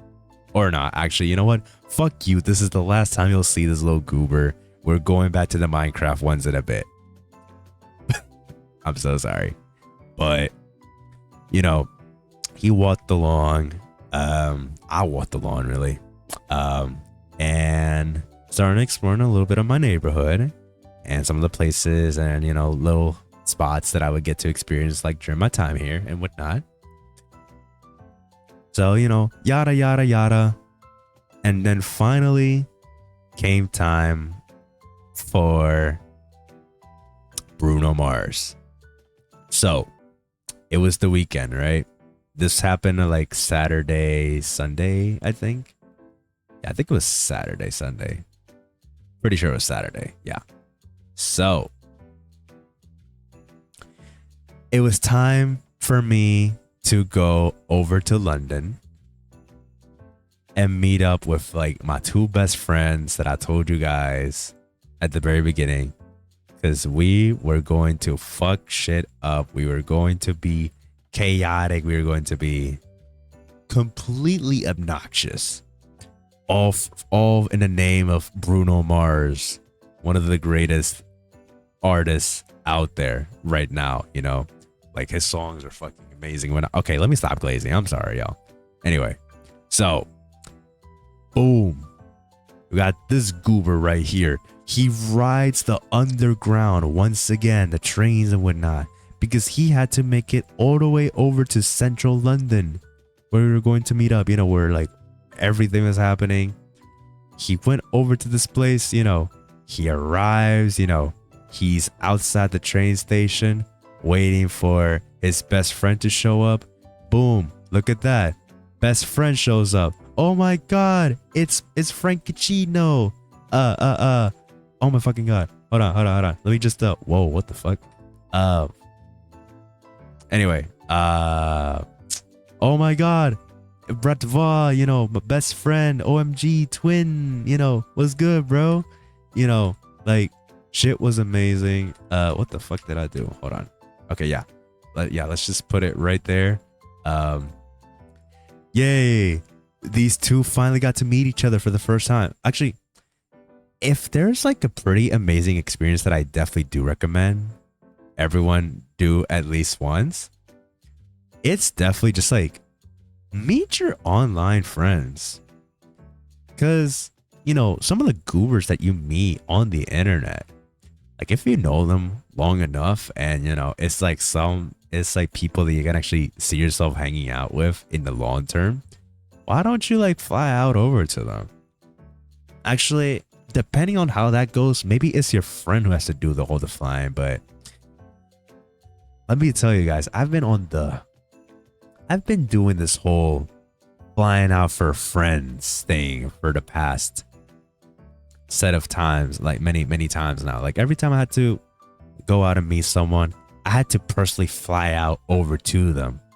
So I'm hoping that the next time that I want to meet someone that's online, that they fly out to me, because oh my goodness gracious. But anyway, I digress, right? So I meet up with my friend, Brad. She's right there with me. We walk along, we talk about life, we do some silly shit together, and then we had to wait outside a place because our other friend as well, she also arrived. She also checked into her hotel and whatnot. So boom, eventually more best friend comes along. OMG, Yuki is here. Yo, the whole gang's here. Now we can actually fuck shit up. Okay, hold on, wait, maybe let's just put it there. Look at that. We can go fuck shit up now. Yay. you know, it was these two, and we were going to see. We were just gonna have fun together. Because okay, not only again, the whole reason why we came out here in the first place was to go see Bruno, but at the same time, it was just a lovely day to hang out. So we tried our best to do things together. That took about a day to, like we spent a good chunk of time together. We were silly, we were singing along, we were doing shenanigans out there. We hit up a couple places. We hit up Trafalgar Square. I don't know if I'm saying it right. Someone correct me if I'm wrong. But yeah, I hit up that place. There's like a little discourse going on, like a little, I don't know what it was, but we just like walked along the streets of London. We were pretty cool. We were doing epic stuff together and everything.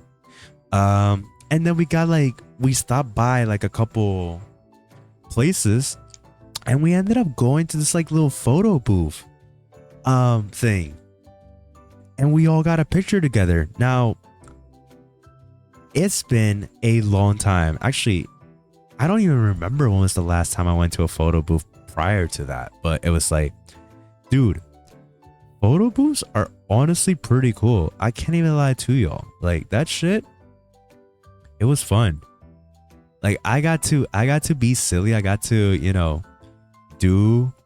I got to do silly poses. I got to just like be with my friends and actually like capture a moment that's like, very special to me. Very special to, I guess, us really. I mean, depending on how you look at it. Because in my mind, I was like, when's the next time you're gonna go out to see your friends on a capacity like this? Like you might as well enjoy it while you're still here. So yeah, needless to say, we got a picture, the three of us together, and I have it somewhere.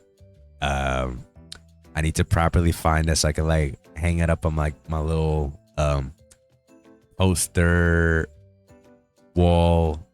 Like I don't know, it's a cork board or whatever the fuck it's called. But yeah, just like a little thin piece of whatever that is. I just want to hang it up there because I love saving pictures. I want to put it up in my wallet. I love my friends, man. What can I say? So anyway, photo booth, right? We went to that. We got out, and that's when we had spent enough time together. It was time for us to go to Wembley Stadium, where the concert was going to be held, right? And oh my goodness, y'all, I gotta say, going to Wembley Stadium was a nightmare and a half. Now, at the time, y'all, London, or at least like, they had just like come out of like a couple heat waves, and like the week was going to be like really nice, like nice temperature wise and whatnot. But it was going to be a little pain in the ass. It's going to be a little pain in the ass because, well, it just so happened that, today of all days, well, that day of all days was going to be the hottest before the heat wave started back up. So you want to know what it was like to just like be on the underground train? I think it was the underground. Yeah. The underground all the way to Wembley Park, so that we could like, go together to the stadium and then, finally be posted up outside. And again, it was like this big show, everybody came out so that they could go see this guy, So we had a lot of things to do, clearly. I don't know why my shit is artifacting like that, but whoa, what the fuck is going on? Okay, I feel like I actually fucked it up, because I don't. Oh god. Okay, yeah. I feel like I need to wrap this up at a certain point, because I don't know why my shit is doing this. Okay, You know what? Let's pay no mind to it. I'm pretty sure it's fine. Anyway, it was hot, but surprisingly, it wasn't as hot as the temperatures that that I get personally here. Cause y'all gotta remember, me, myself, and I hail from a tiny little island in the Caribbean. And the Caribbean tends to get really hot, especially during the summers. If you've never experienced a Caribbean summer yourself, have fun with that. Especially if you weren't like raised on like, you know, very hot climates like, you know, like I have. So the heat, it really is something to be marveled upon. So we made it to Wembley Park. It was a huge amount of people. I wish I had a picture for this, but unfortunately you're just gonna have to envision. You know what? Let me just like, you know, show you guys. Let me make a poor recreation of like, you know, what this whole thing was supposed to be, right? So you're gonna see it exactly as I saw it, you know? So after we had gotten out from the train station leading us to Wembley, this was exactly like what I've seen, right? So you had this little thingy there. I'm assuming it was like a little road for like the cars to drive by and whatnot. Underneath was like a little thing. It's like a little screen. Welcome to Wembley. Yeah. Right? And then just up ahead, you know, it was very long. I can't even lie to y'all. It was very long. Like just little passageway there. How do I portray depth accurately? Because I could just like do this, right? And then down here, you know, it was like a little staircase of sorts, right? Where we could just like all go down. So we could like, just like get access, and we could just like, you know, go under here, blah blah blah. And then, you know, here's like the little stadium, you know, the actual concert venue itself, you know. Again, very poor artist recreation of it, but I don't care. This is about as like as best as you guys are gonna get in terms of like, you know, actually see like how the stadium looked like and whatnot. You know, and yeah, let's not forget, you know, there was like plenty of people. So, you know, just imagine a whole crowd of people just like wanting to get in. Because again, they were about to see the greatest artist of all time, you know, one of the greatest artists of all time. So, you know, then you had the little screen there, the Romantic Tour. Because, you know, Bruno Mars' album, The Romantic, he was doing a tour for that, you know. Oh yeah, did I mention it was sold out? Wow, who would have thought, you know, people actually went out of their way to go see Bruno Mars. That is so cool, right? So yeah, you had bozos like me and these goobers right here just like make their way over to the stadium. And that shit was pretty big. Like, okay, if I thought that the Coliseum back at home was like the biggest venue I've been in thus far, I was wrong. I was genuinely wrong. Wembley Stadium is pretty freaking huge. I'm telling you, like, from the pictures I've seen, mostly, you know, it was more so like a football field, or yeah, it was like a football field. Actually, you know, football in this context referring to soccer for the American, you know, people, but you know, football for the rest of the world. So it was like pretty big, you know. and big it was. So once we got inside, it was time for the concert. But you know, not before they did their little opening acts and whatnot. Again, I got a picture. We weren't exactly floor standing, you know, we were at some seats at like the far edge over there, but we still got like a pretty good view regardless, right? So, you know, we were all sat down. This was like a pretty exciting moment, you know, because also you have to remember, not remember, because I haven't like told y'all this. This was Yuki's very first concert. You know, this little alien gal right here. Yeah, this was her very first ever concert that she's going to be a part of, that she was ever going to experience in her life.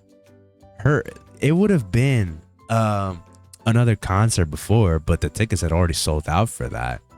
And, you know, at the time, you know, these two wanted to, you know, meet up with one another so that they could do some cool shit together, but kind of like bailed on one another after certain things happened. So the fact of the matter is that, you know, they were able to see each other now of all times, and they're going to experience something very monumental, you know. Okay, well, Brad over here, she was probably on like her 20,000th concert of all time, because yeah, she just goes out to like every show out there, like wherever she can. And over here, you know, this was like my second concert, you know, like I could not tell you for certain the amount of like concerts that she's been a part of, but holy fuck, it's a lot. It's genuinely like a whole lot. But you know, I was just overall very happy that one of my own friends was also going to experience a very monumental thing such as this, you know, like this is going to be a concert to be remembered. So regardless, it was a vibe. So I had to, you know, I had to mention, and by the way, ad start in about a minute. I am so sorry for my non-subs.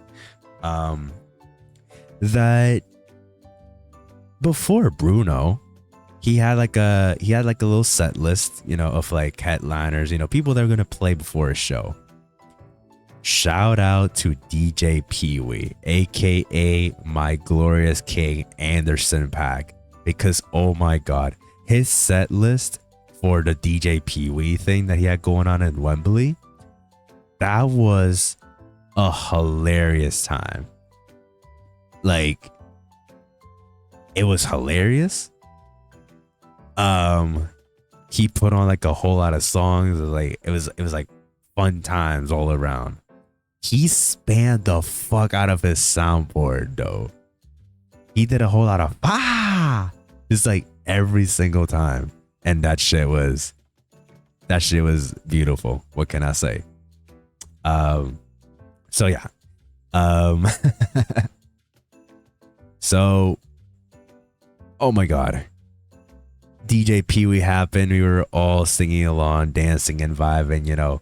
Actually, speaking of dancing, Dancing Queen, he started playing Dancing Queen like when he popped out, you know. So you can dance, you can jive, having the time of my life, you know. That shit was beautiful.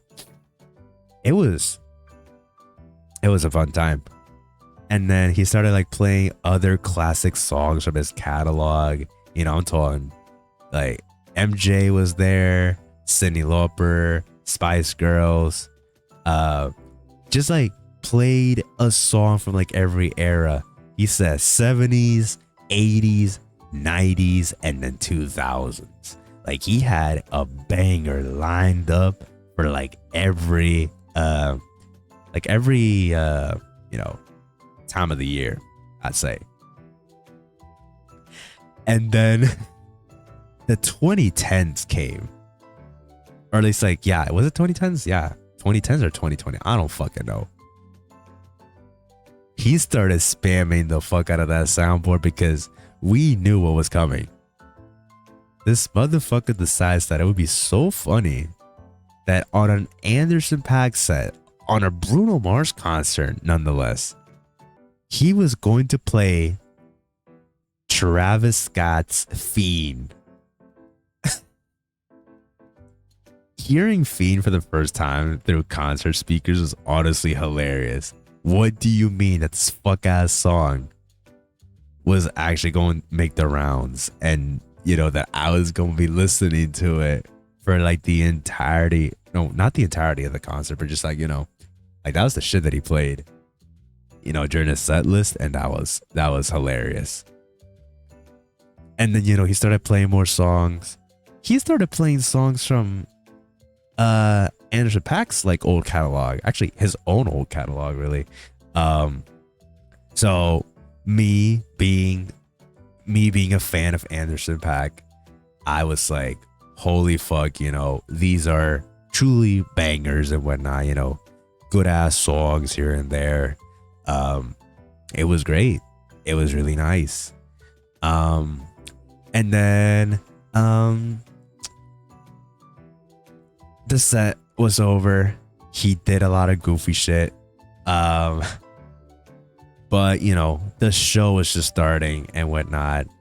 So after DJ Pee-wee's set was up, he got back inside, and then immediately afterwards, Victoria Monet started playing. Which, by the way, amazing fucking artist. She has a lot of bangers lined up, and her performance was amazing. Like, me personally, like, I was enjoying it. These two weren't exactly like biggest Victoria Monet fans, and I mean, understandable. Like, up until a certain point, you know, they haven't really heard of, I guess, like who she was or anything, you know. But Victoria Monet was a beautiful addition. She had a lot of great ass moves. Like her choreo was great. Her set list was packed, and the fact that I got to listen to one of her songs live, like, actually, I need to listen to more of Victoria Monet's like discography, because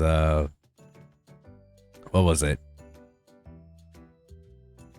She has like plenty of albums out there that I like, you know, I need to listen to. But like, I only ever knew like one song of hers, and that was like, just like listening to that was like when I was able to get on my element and just like start, you know, just start singing along to it. Oh my god, I cannot speak, bro. I am losing my ability to speak, but that's because like I'm sick as all hell. I am so sorry. But essentially, right? Oh my god, hold on.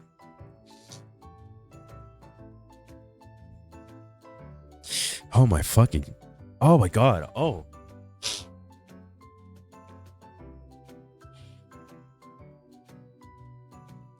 Okay, sorry. Very sorry about that, y'all. I needed a minute to catch breath, or just like, oh my god, I am so sorry. Anyway, so she performed her set. I was personally vibing and whatnot. And you know, like that, I was vibing, you know. I was like having the time of my life. Wee, you know, that shit was great. And so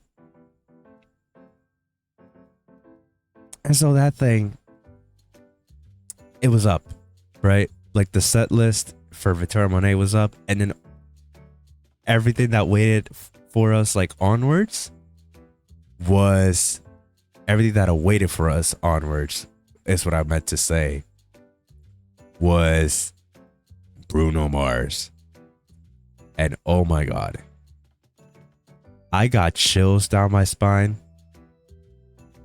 when his like set started up, because it was like a very monumental scene. It was like, you know, like, take care of everyone in the stadium right now. Let's give them a show that they'll never forget. You know, just like this guy fucking aura farming and shit, you know. Oh my god, he's pixelated, but you know what I mean, right? Like,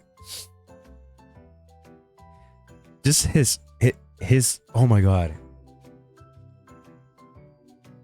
it was great. Like when he started playing, hold on. I feel like I needed to like emphasize it. I need to emphasize just like how great I felt when I first heard this song started playing. Actually, no, not how great I felt, how great we all felt. Like when this shit started playing,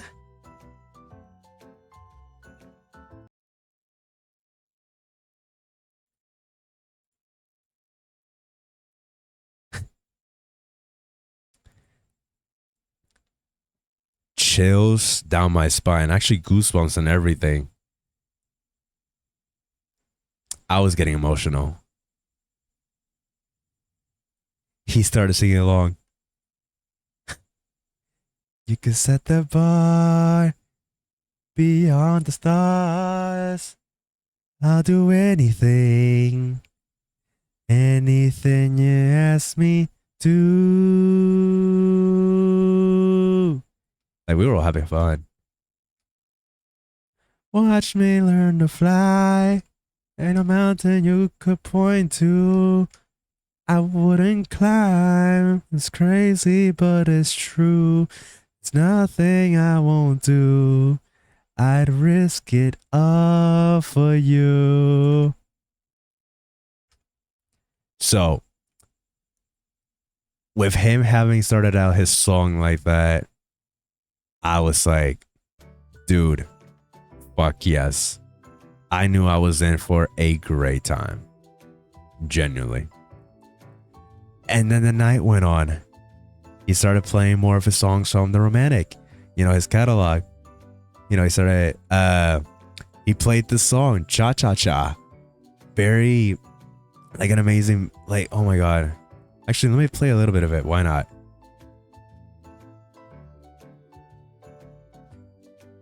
Very, very bossa nova, like the vibe was there. Actually, hold on. Let me skip a little bit. One moment, cha cha cha with me, and I will cha cha cha with you.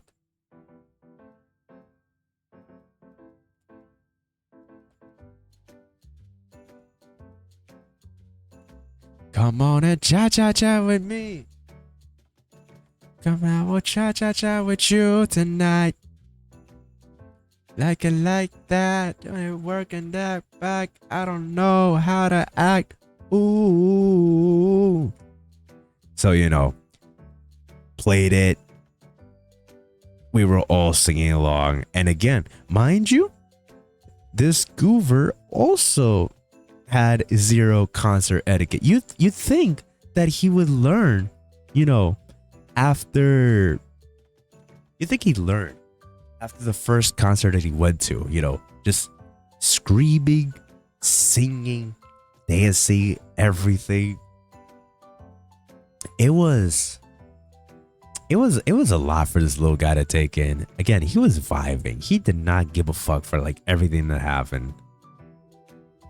Now, Brown over here, she was like having the time of her life, but she did not wowed out the same way that I did. And so was Yuki. I mean, even though this was like her first concert, there were like certain moments where she would also like get tired and whatnot. So, she would like take the opportunity to like rest up a bit or whatnot. I was not tired, bro. I actually, even if I was tired, like part of me just knew that I would be,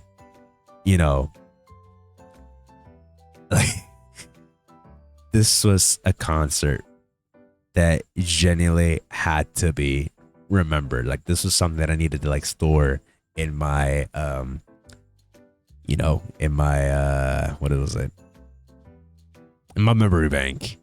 I needed every second imprinted onto that, because it was going to be a very fun night.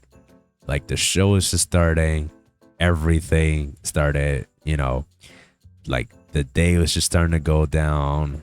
He brought out the hooligans, his own band. Like, it was a very lovely band. Like, they were playing all that shit live.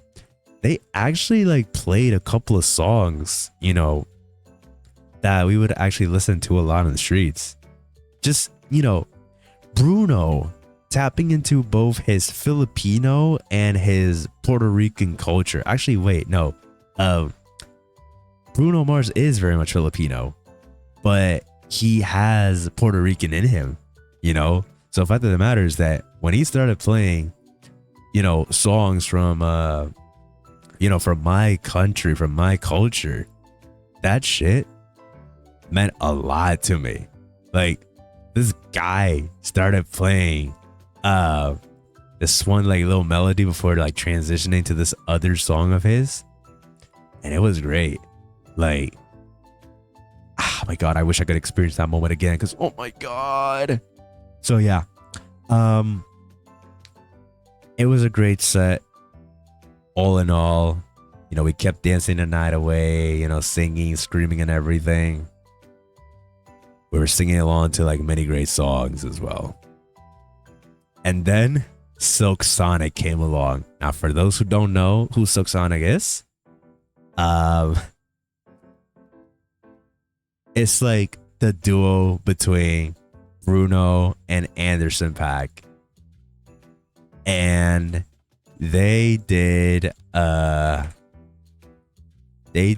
one of like my favorite, like actually no, one of the greatest songs of like the whole like quarantine period, you know, like when everyone's like stuck in their homes and whatnot, you know, trying to figure out like what to do and whatnot. You know, a couple of songs was coming out in that time. This absolute banger, I got to hear this absolute banger live.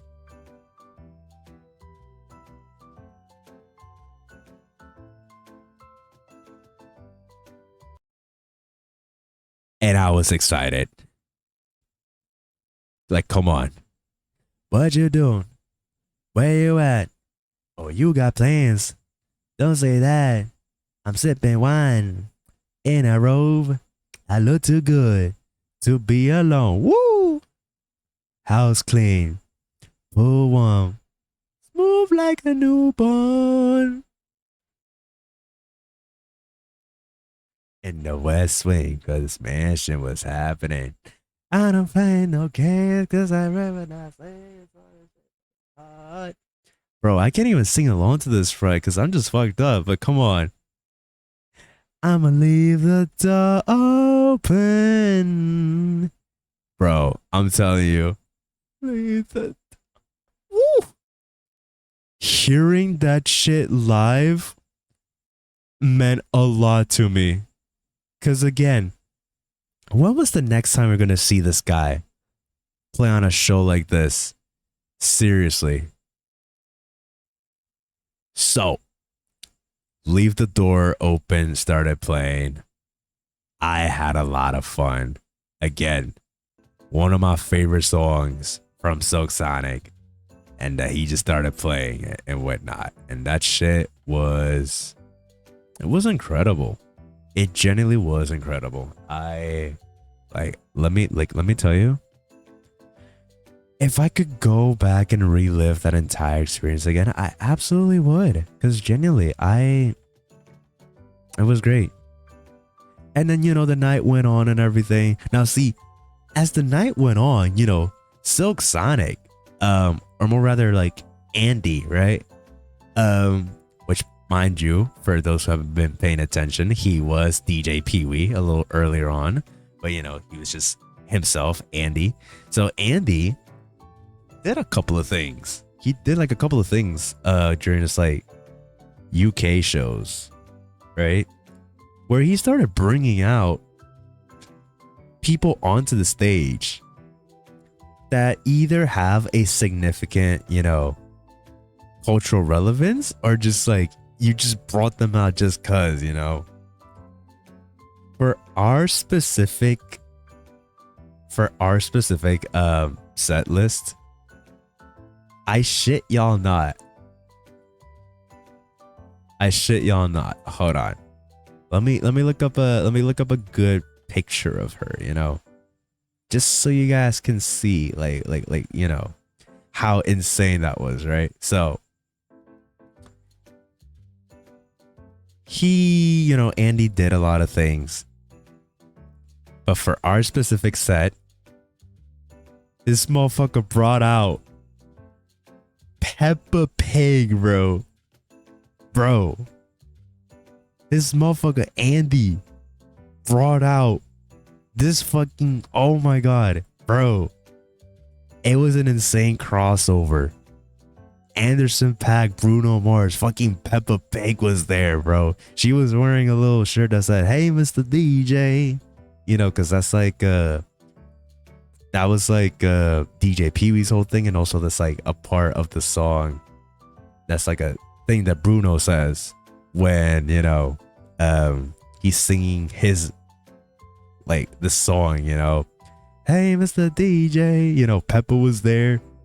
And, you know, they started doing this thing. Come on over, baby. It was a pretty hilarious moment. It was like very insane.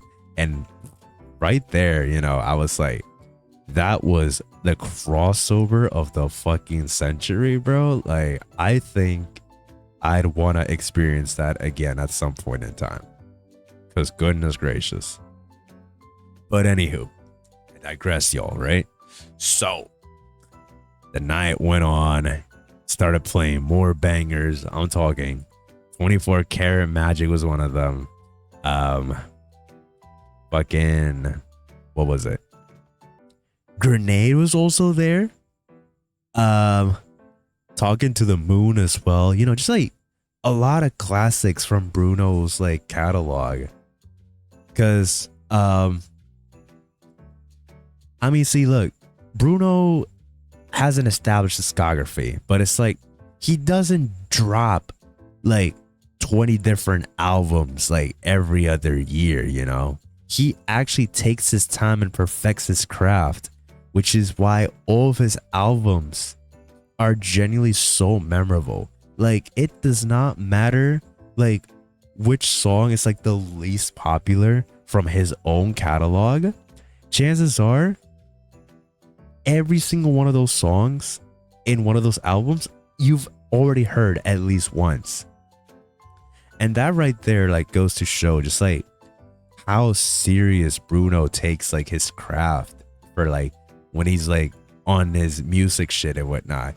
Just the fact that he chooses to like, you know, take his time to perfect everything, you know, set an example for this like new era that he's doing, you know. And like what he did with the Romantic was that, you know, even though it's like 9 songs, it was still bangers all along. Cause, oh my goodness. It was great. It was really great. So as the night went on, he started playing. And why the fuck does this keep happening? Again, I'm so sorry, y'all. He started playing Unorthodox Jukebox. And then he started playing this song.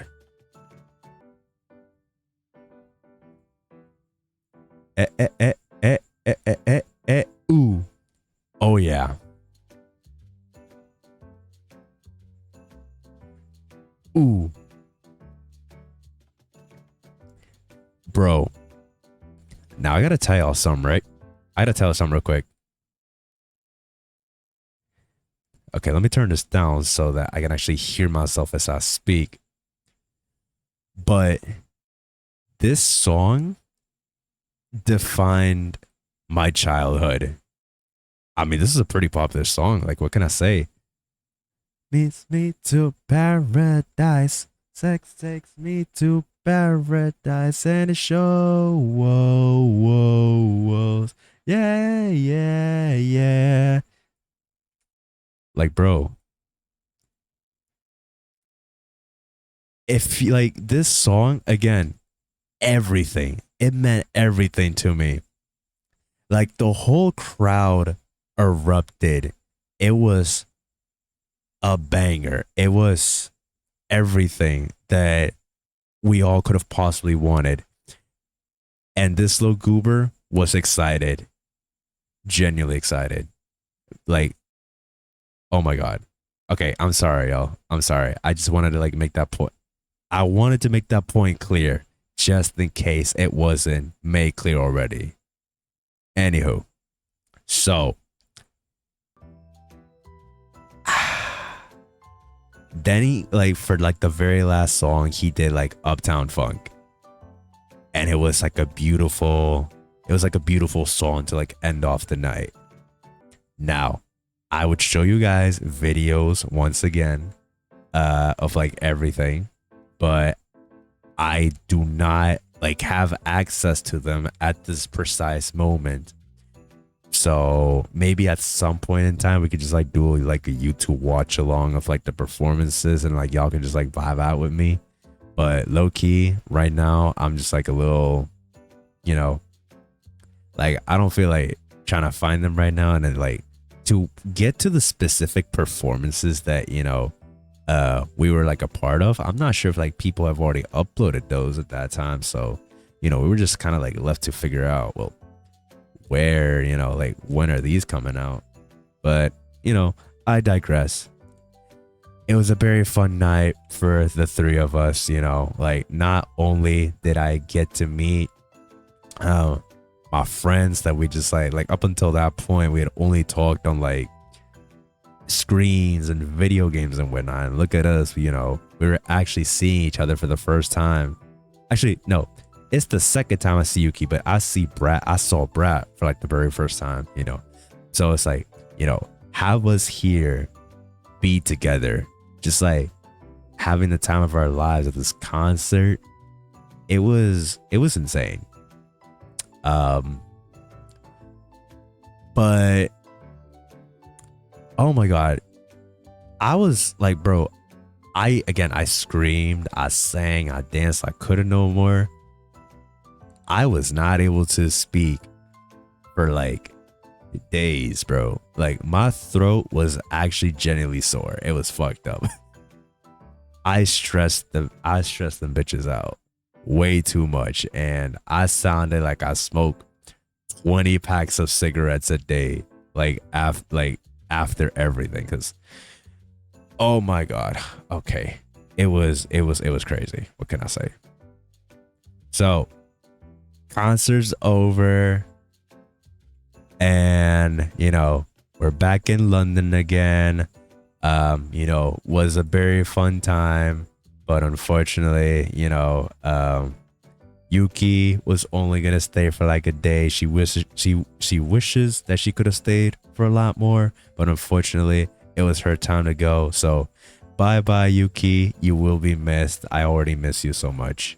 And then, you know, it was just Brad and I, but she also had to head out as well, because you know, she didn't exactly live in London. She lived on like another side of the UK. So, you know, going out to London was like the only opportunity she could do so for this concert. So, you know, bye bye Brat. You know, we had a very fun time together. You know, I'm gonna miss you very much. And well, it was just silly little me, you know, just goofing around in London once again, you know, like after I made it back home from arguably like, okay, see, that concert was beautiful, but going back home from like Wembley, it was an excruciating experience, because it's like, since everyone is like trying to get out of the stadium all at once, and mind you, we had to take like the underground again, like just any sort of public transportation. That shit was horrible, because one, the underground, like some of the stations were closed because of like some issues in them, so they could only afford to make stops at like certain places. But also because, you know, like I said, everyone's like trying to get home all at once, so they weren't able to, you know, like there weren't like that many trains in service. So we had to wait it out until they were able to let people through the gate and whatnot. so that, we could get back home. Anywho, so I went back to London. I got back to my Airbnb and whatnot. Shit was amazing. And then, literally the next day, post-concert depression started settling in. But I was like, I'm going to enjoy as much of London as I can, especially, because I'm still around here for like a few more days. So what I decided to do was, well, I had free will, and I genuinely had a lot of free will. So what I did was that before making my way over to London, I thought to myself, I'm going to go see a movie while I'm here, because July going into August was like genuinely the best time for movies to come out. You had The Odyssey by Christopher Nolan, and you had Spider-Man Brand New Day, which I do hope that I can watch, but unfortunately Brand New Day wasn't out by the time I decided to watch a movie. So I figured I'm gonna go watch The Odyssey.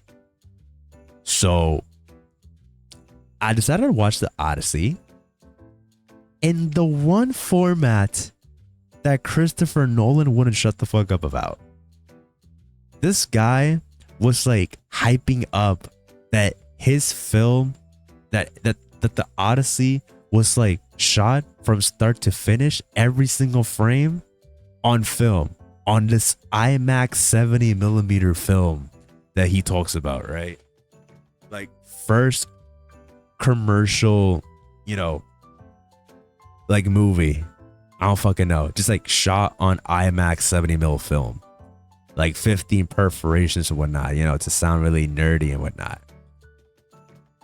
And that it was like a once in a lifetime experience and whatnot. I mean, everyone like hyped the medium to hell and back. I mean, there is a reason why tickets are sold out literally everywhere. I mean, they just had to open up like a few new showings like going into September. So, that right there should give you all an idea of like just how much in demand this technology is. I mean, like IMAX, it's a premium format, but like IMAX combined with film, like actual organic film, like none of that digital bullshit, that we have like nowadays. I'm talking like actual film, just like the good old days, right? Like apparently that was everything to Christopher Nolan. And I was like, okay, if I'm gonna go out on a trip and I'm gonna watch a movie, I'm gonna go see it exactly the way that Mr. Christopher Nolan said he wanted us to watch the movie.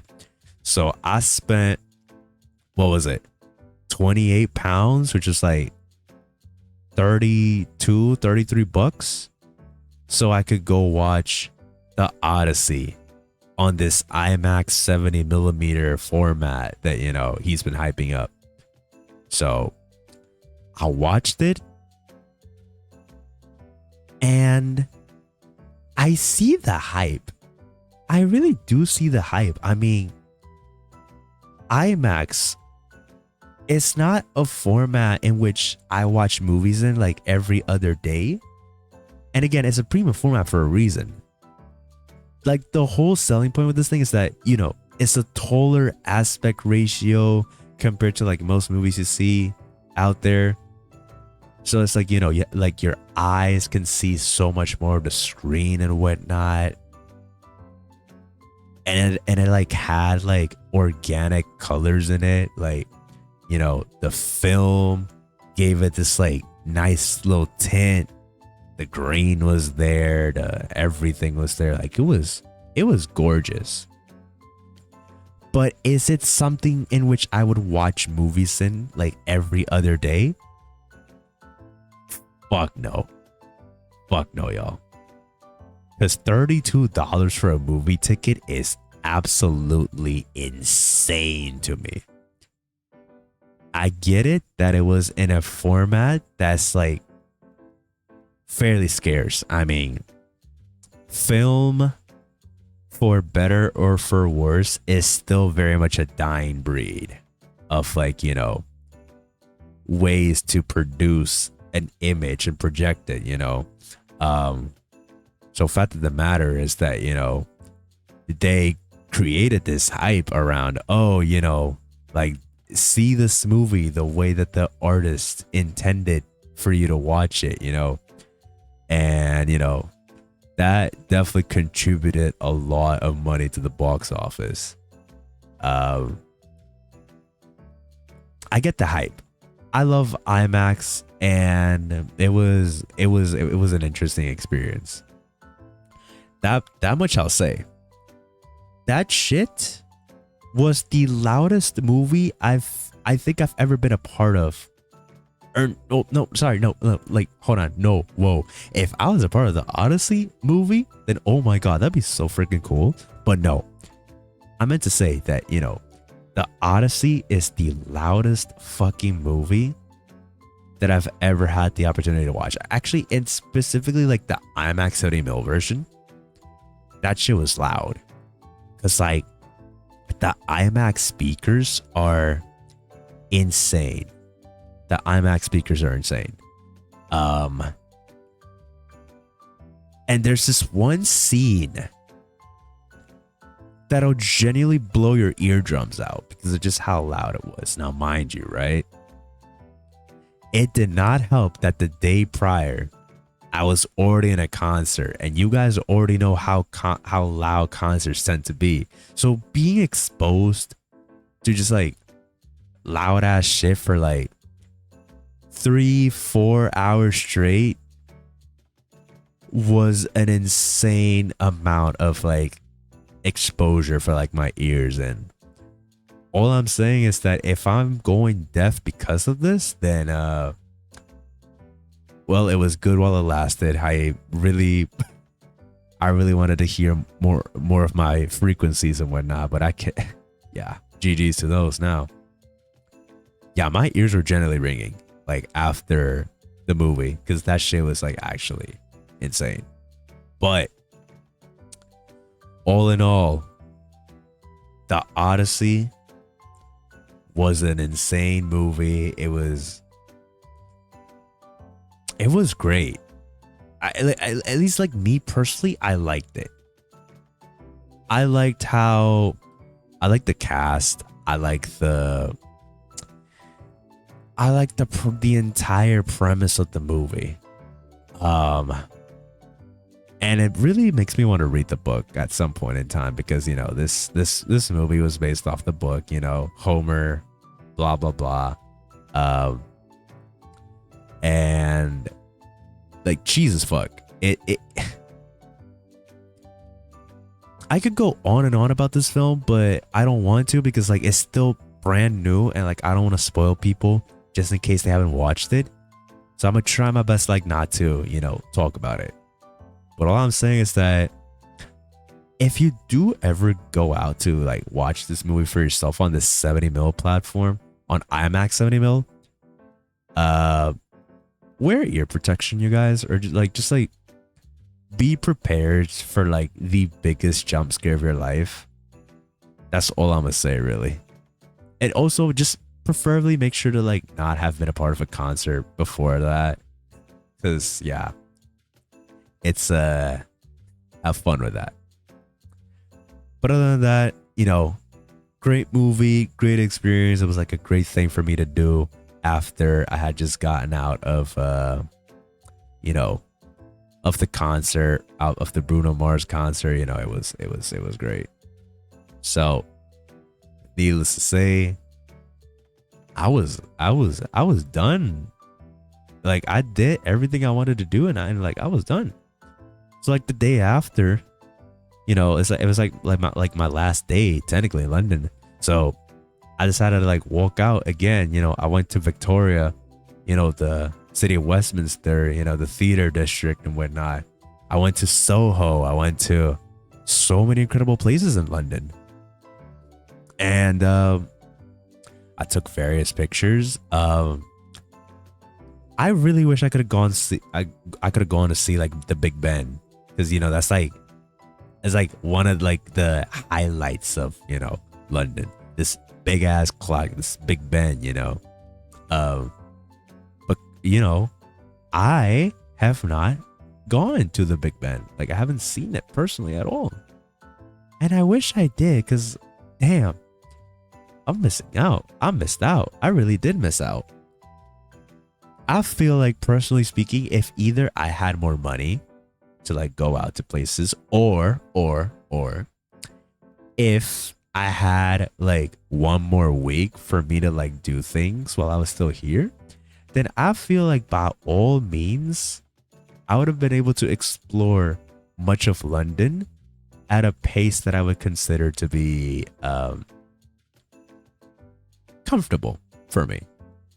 So needless to say, my last day in London consisted of, just like going out to those small amounts of places, taking pictures. And then I went out to a pub, and, it was my first time at a UK pub. I got to see the appeal and whatnot. This particular pub, they had this whole thing. They specialize in pizzas and whatnot.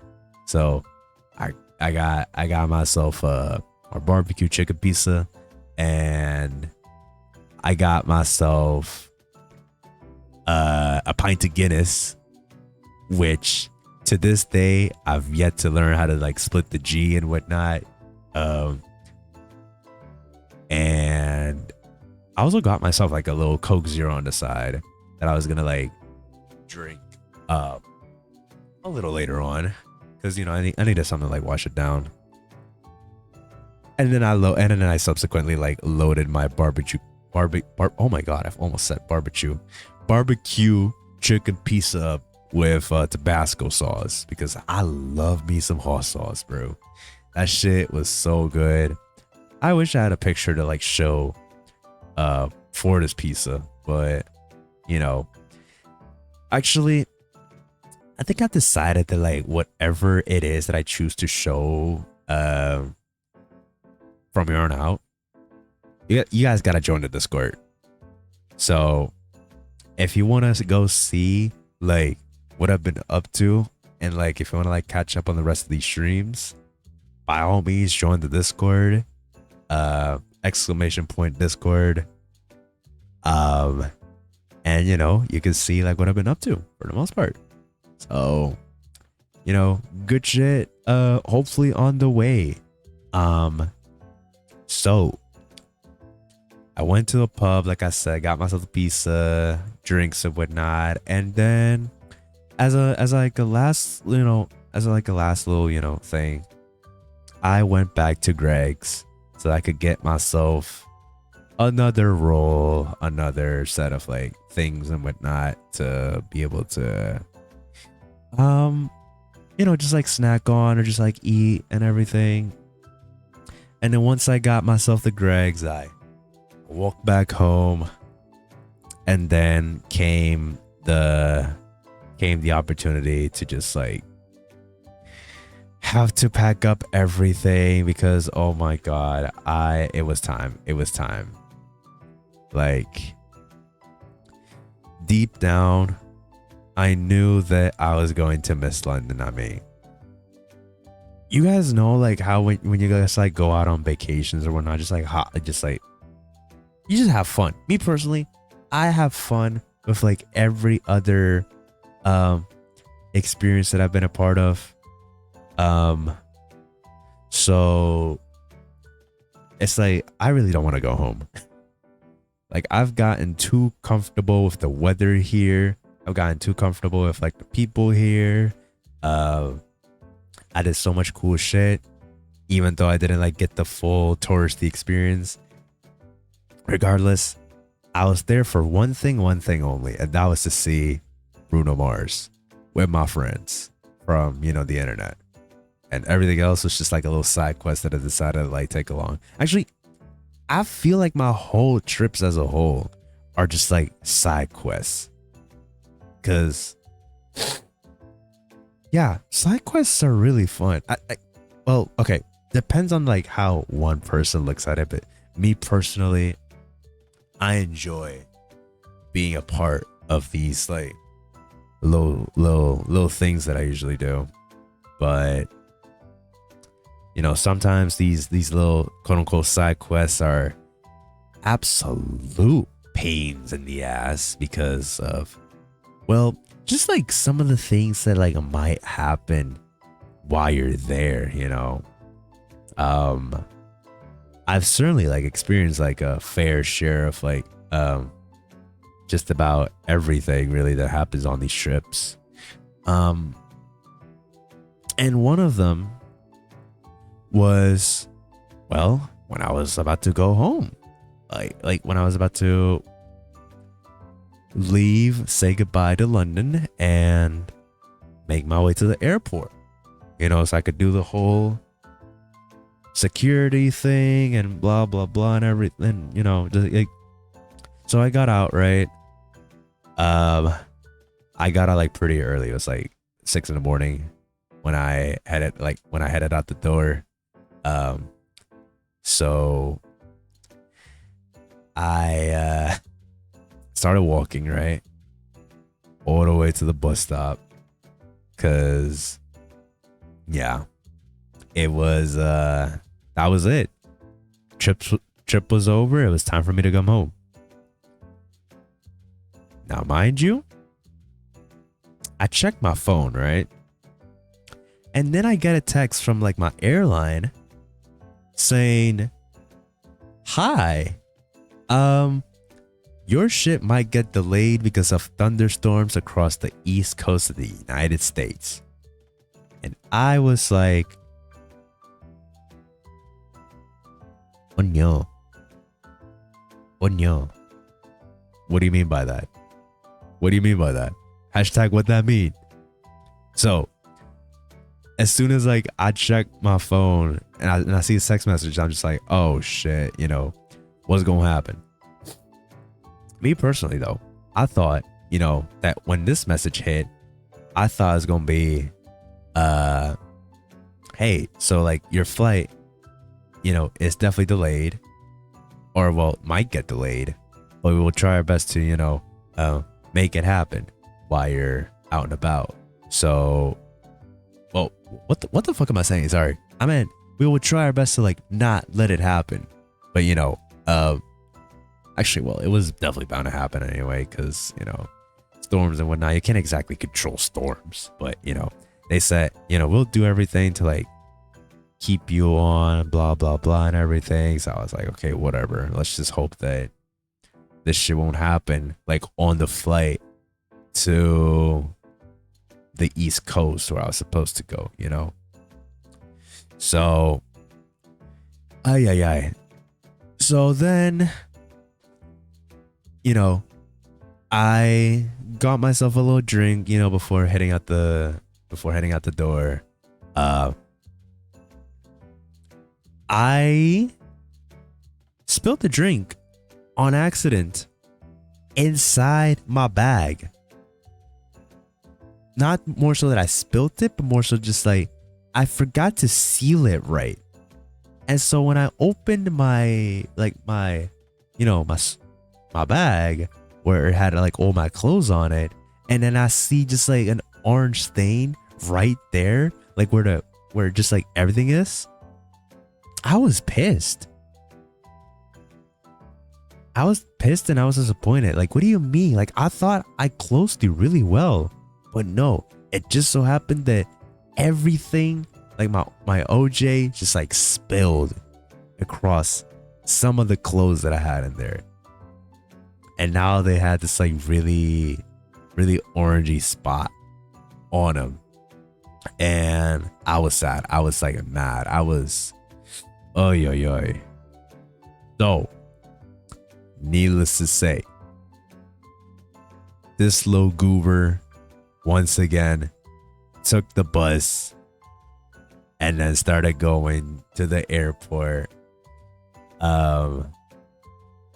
And I had to drink the rest of that orange juice so that it wouldn't, you know, so that I wouldn't get cooked in security because, you know, blah, blah, blah, something about not able to drink, sorry, not able to bring liquids through security, blah, blah, blah.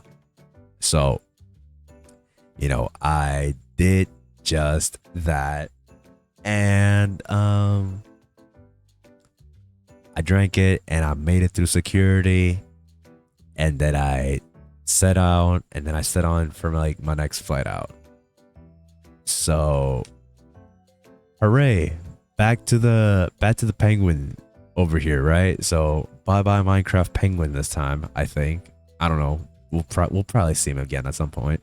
But you know, first flight out, I had to do like a little connecting flight over in Dublin before I had to head out to the next flight to the East Coast.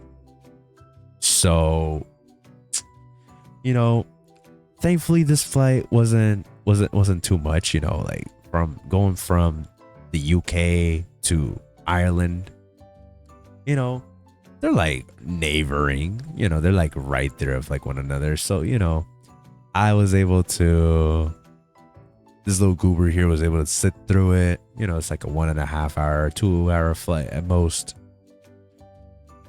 But the thing is, right? I was going to have a layover in Dublin for a day.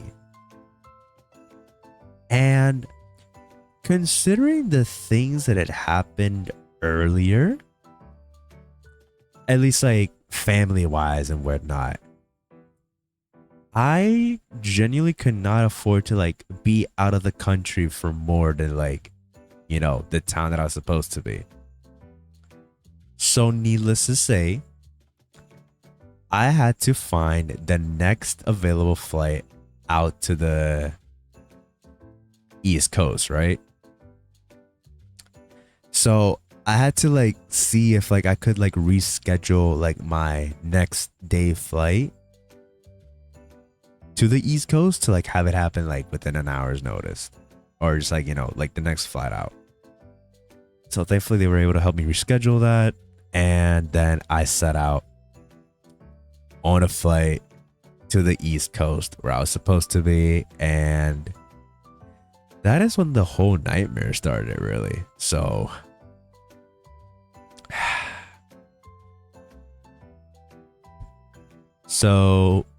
we're now inside the airport, right? Now, this isn't the specific airport that I was in, but we're using this as an example, as to kind of like visualize everything that had happened, you know? So, as soon as I make it to this airport, of course, we all get out. And then they want us to go through customs and, you know, immigrations and customs, you know, like welcome to the United States, you know, passports here, foreign people over there, blah, blah, blah, right? So actually, hold on. Let me see something real quick. Can I? Yeah, layers. Let me check the layers. Okay. Like I said, if I just do, what the fuck? Okay. So like clearly speaking, let me just let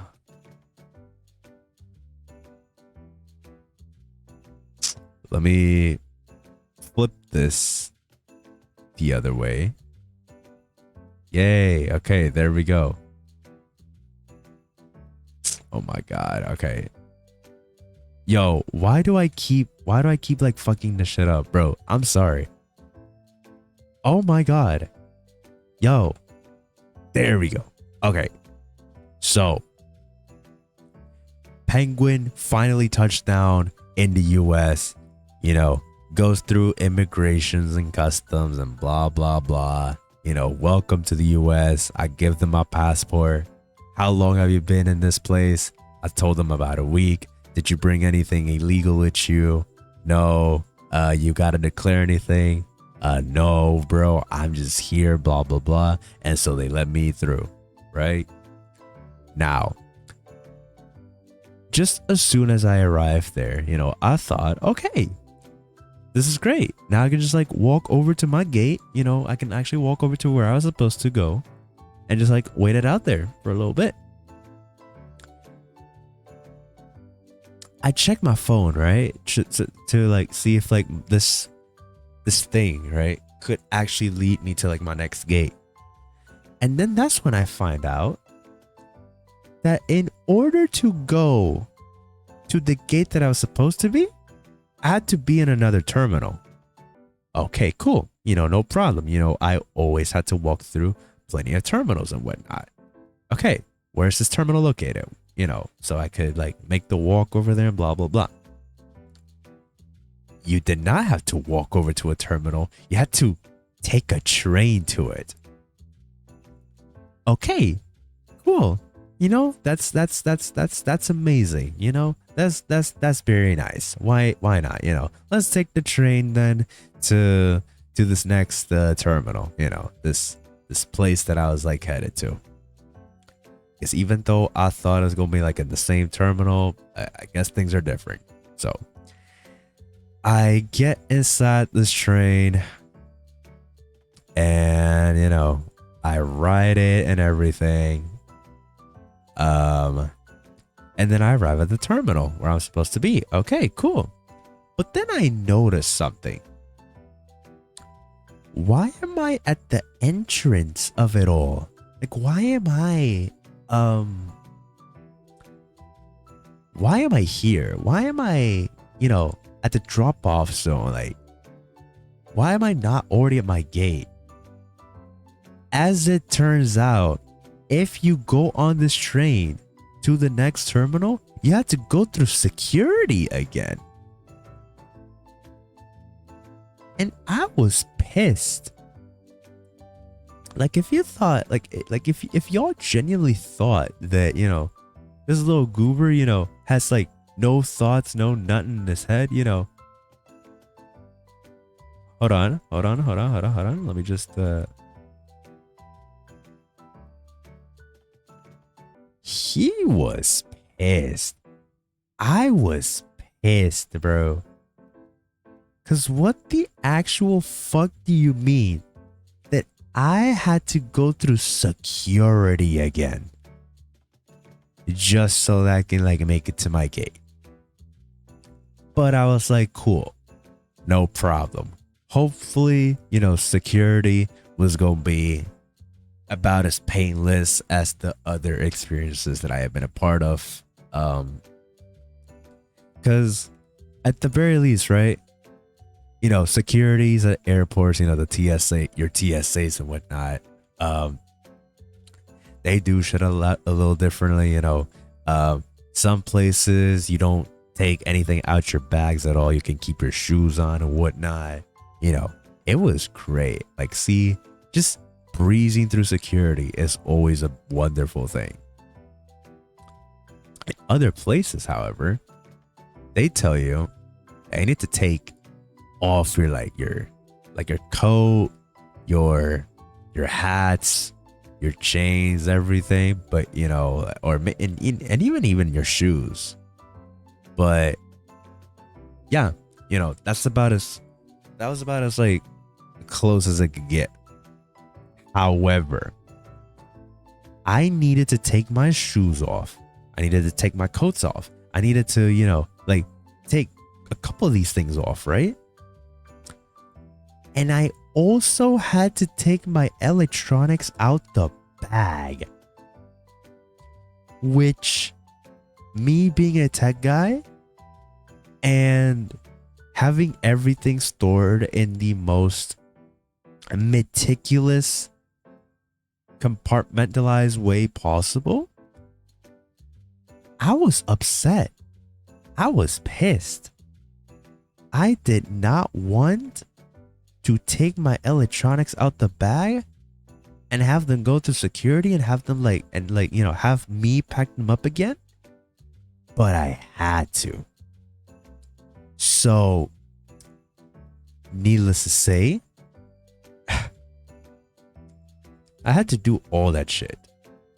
So just imagine this little penguin taking out everything, like his laptop, his Switch, his Steam Deck. You know, he did a whole lot of gaming at the place he was vacationing in, but now he has to take them all out after doing everything known to man to, like, you know, have them sit comfortably in like all of the bags that he has been like placing.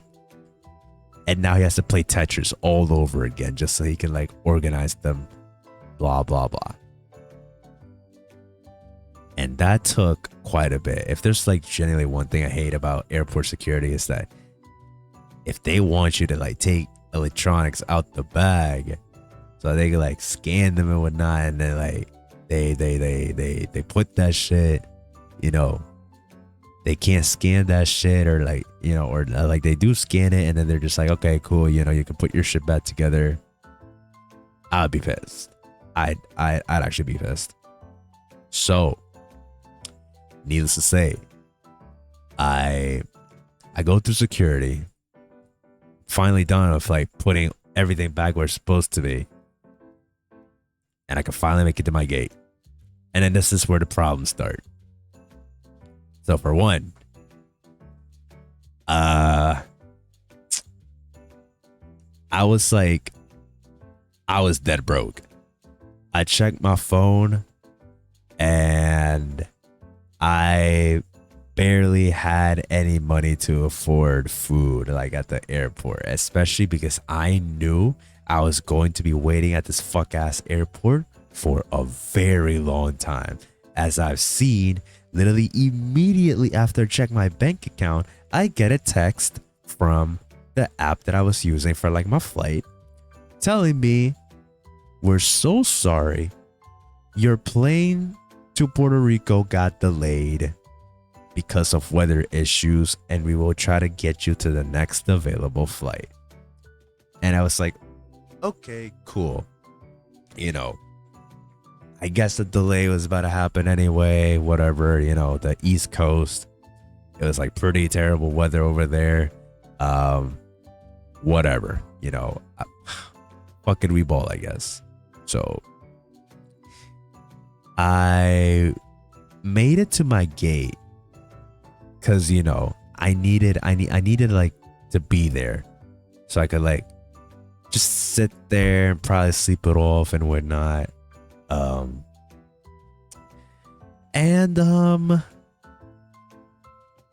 Then like everything just like subsequently started getting worse. See, I wanted to check in like my bag and whatnot, but the person that was like at the counter, or more so like at the gate really, where it was, they was like, oh, I don't run the station, you know, you're gonna have to wait until, you know, the person who runs the station, you know, comes here and whatnot.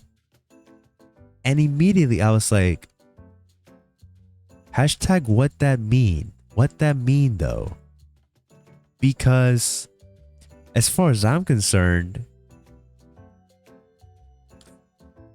you know, if you say something like that, it means that you're not okay. Either you're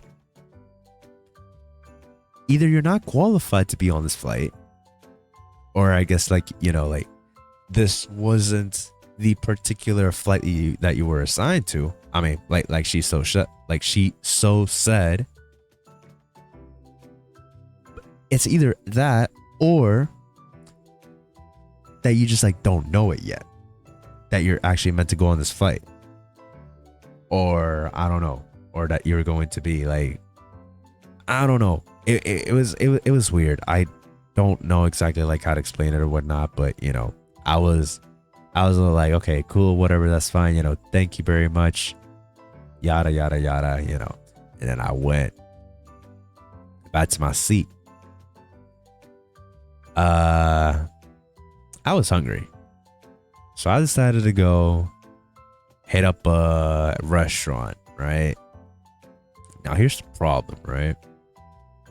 With this airport I was at, the terminal I was in had the most bougie ass restaurants and food items that I've never heard of, you know. And I'm talking so bougie, like there's no way I saw a filet mignon, you know, someone selling that, you know, a piece of steak, a piece of tender steak, you know, they was selling that for like $70. Bro, it was a whole ass restaurant at a goddamn airport. What do you mean? This is crazy. This is insane and whatnot. You know? So, like, again, there was no reason why there needed to be like dead ass fine dining restaurants like goddamn airports. And then you had like other restaurants as well that it was like names I have never heard of, chains that, you know, like, bro, instead of having places like what, a McDonald's, a Burger King, a fucking Carl's Jr., you know, just places like that, a Sonic, you know, just regular American fast foods, you know, just like, instead of finding places like that in the goddamn airport, or at least like in my terminal, no, I had to be stuck with like the bougie ass options, which I wouldn't have a problem paying for said bougie ass, like, you know, items if it wasn't for the fact that everything is so goddamn expensive. Oh my God. So leads me to this little place that's like a little Chinese takeout restaurant and whatnot. I order myself the fried rice. I go in to pay, and then it said it went through, like, you know, the money got taken out of my account. But for some odd reason, the order, like the screen that you order from says, "Oh, we're sorry. This order could not be processed. Please try again later." This guy, the staff member, came up to me, saw what was going on. He just shook his head at me and he said, "You have to pay again." But I was like, "But I paid though. Like, don't you see that I'm like swiping my card? You know, I'm tapping my phone on a terminal, you know, talking about something. You need to pay again, you know." And he had like another card. I was like, "No, I don't have another card. This is like the only card I use, you know." But it's like the next time, like the second time I did the little tap, it got declined. And you want to know why? Because it had already taken out my money and it wasn't going to take any more because I was dead broke. Like, I was out $23. And that was like how much, if not all of like my entire bank account balance at that time. Like, I could not afford to lose this money at all. And if I did lose this money, it better have been for something as significant as like actually getting some food to eat and whatnot.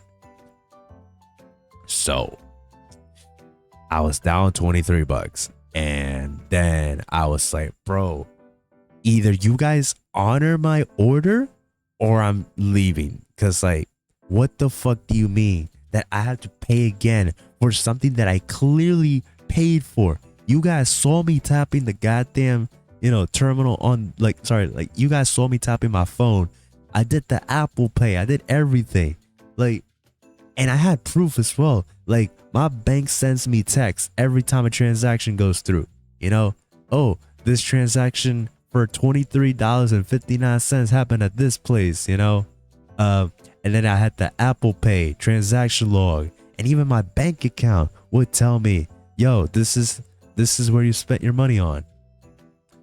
And yet apparently that was not proof enough for the fucking restaurant owners. They were like, "Yeah, your order's actually not in our system yet, so you're gonna have to pay again.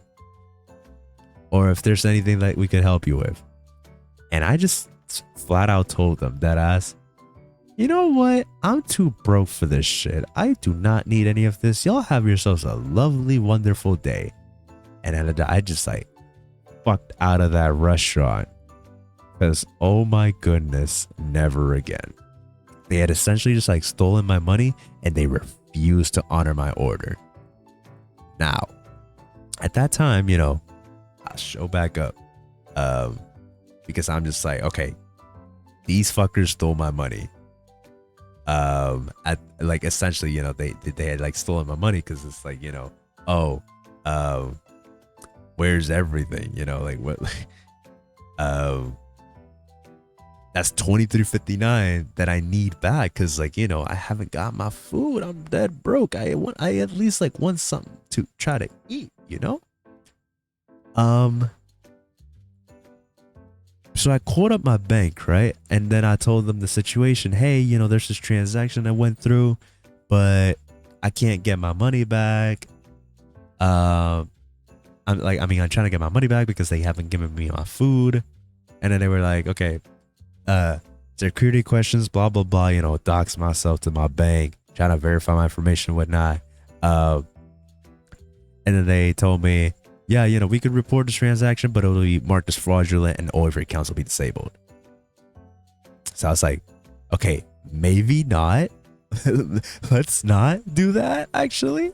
Because I knew damn well I was going to need like my card after the fact, like even long after I got home. So I was like, if it got disabled now, I do not want to go through all that process to, like, you know. So I was like, okay, maybe let me just wait until I get back home. So I can like properly make a claim about this later, right? So anyway, just as I was about to walk to my gate after losing my money, I get a text on my phone, another text on my phone. Once again, it's on the airline, and they said, sorry, your flight got delayed again. You know, we'll put you on the next available flight. And then they put me to the next available flight. But they assigned me to a different gate. And this different gate just so happened to be on the other side of the airport. So I was like, huh? So mind you, heavy ass bags, like one on my backpack, one on my shoulder and everything. You had to consider, right? This shit was like honestly starting to piss me off. Cause I had to carry bags with me. I had to do everything, man. And this is like how this is how I get treated. By them having me walk to the other side of the goddamn place just so I could get over to my gate where I was supposed to be. So I had to walk. I'm walking there all the way over to the goddamn gate where I was supposed to go, like on the other side of the airport. I had to go all the way there. And I was pissed. Because 1, these bags were heavy. 2, I lost my money. And 3, I just wanted to get home already. Oh my God. Isn't that so, like, bro, is it that hard to ask for, just like to try to get home? And then that's when it hit me, right? Because like, I want y'all to know something. Every time I traveled internationally or anything of the sort,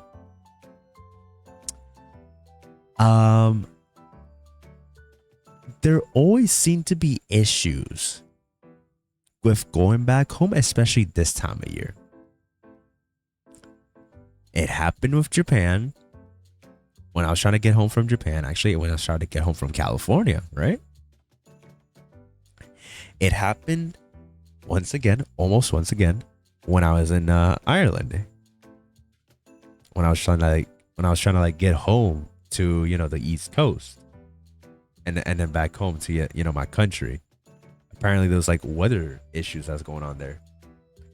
And then it just so happened that, there just had to be weather issues when I wanted to make my way back home to PR, and this happened. So needless to say, you know, it got pretty whack. Just knowing the fact that I would have to sit down at this place with barely any money, barely any food, just waiting until they were able to like start boarding everyone so like they could get us into our flight. But then the hours seemed to just like fly by relatively quick. And just as when we thought that, you know, we were getting closer to like for them to start boarding people, they just like, oh my fucking God, bro. They're just like, oh my God. Sorry. I need to collect myself a little bit here. Let me take a look real quick. Oh my God, Necro, my goat. I hope you're doing so well today. Hope stream is going amazing. I'm just about to like wrap up soon. I'm just like culminating a little story time here by talking about some what the fuck happened, like like just everything that was like stacking up against me just so I could like get home. Just like the powers that be working against me, bro. Like they did not want me home. They wanted me stranded at this goddamn airport, broke and everything. So anyway, right? But I hope you're doing well. Watching well at work right now. That's crazy, bro. Take care of yourself. Hoping you have a lovely day at work. But anyway, like I was saying, right? So just as I thought that, you know, everything was lined up in this place, you know, we were starting to board people, they kept delaying my flight every other second. I was tired, y'all. I just wanted to get back home as soon as possible because things were going on back at home. And I really like wanted to see like what was up with my family and whatnot. So I was like, okay, I'm gonna try to hold out as much as I can, but I don't know how much longer I can wait. So the hours flew by, and then they was like, yo, we're so sorry for like the inconvenience. Here's like a meal voucher on us, you know. And I was like, oh my God, fucking finally, you know, free money to like get myself some food or like a snack or whatever. Because, you know, things at the airport, they're expensive, but you know, like I could at the very least like get myself a little something, right?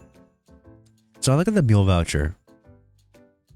It was $15, which is a very insulting amount.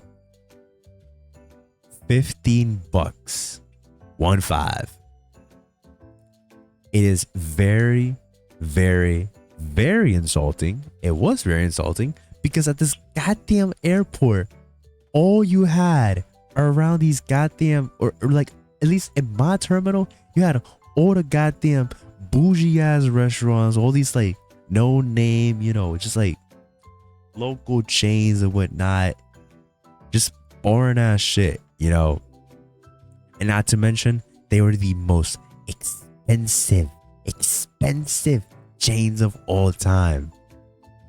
So you're telling me that I could have chosen to get myself, sorry, no, you guys have chosen to get me a $15 voucher for something, for a meal that like if I truly wanted to eat it, I would have to spend like $20 to $25 minimum.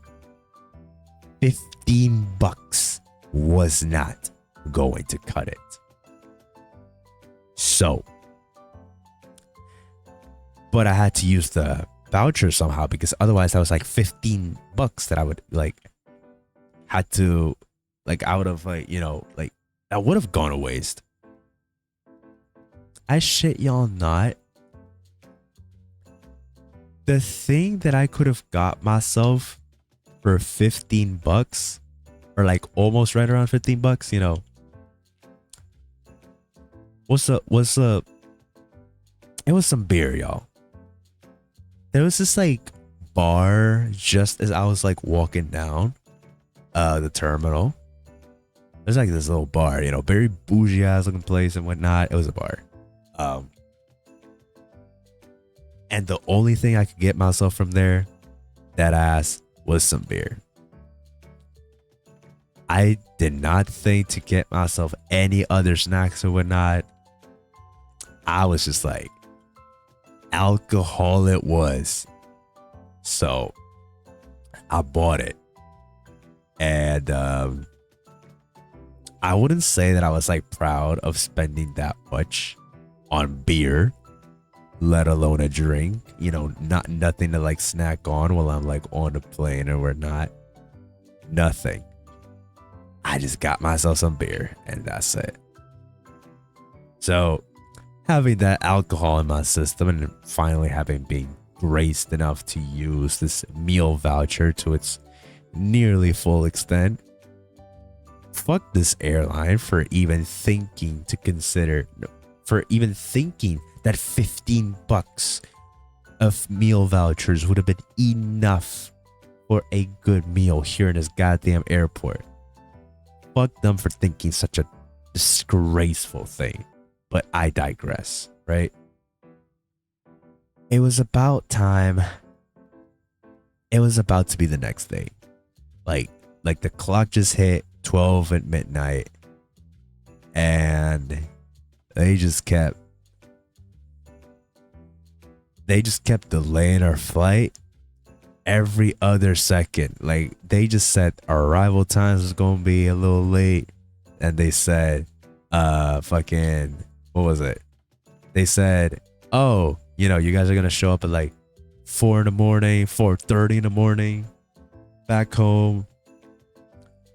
And I was like, oh my god, bro, I just want to get home already, please. Right? Like that shit. It's genuinely debilitating.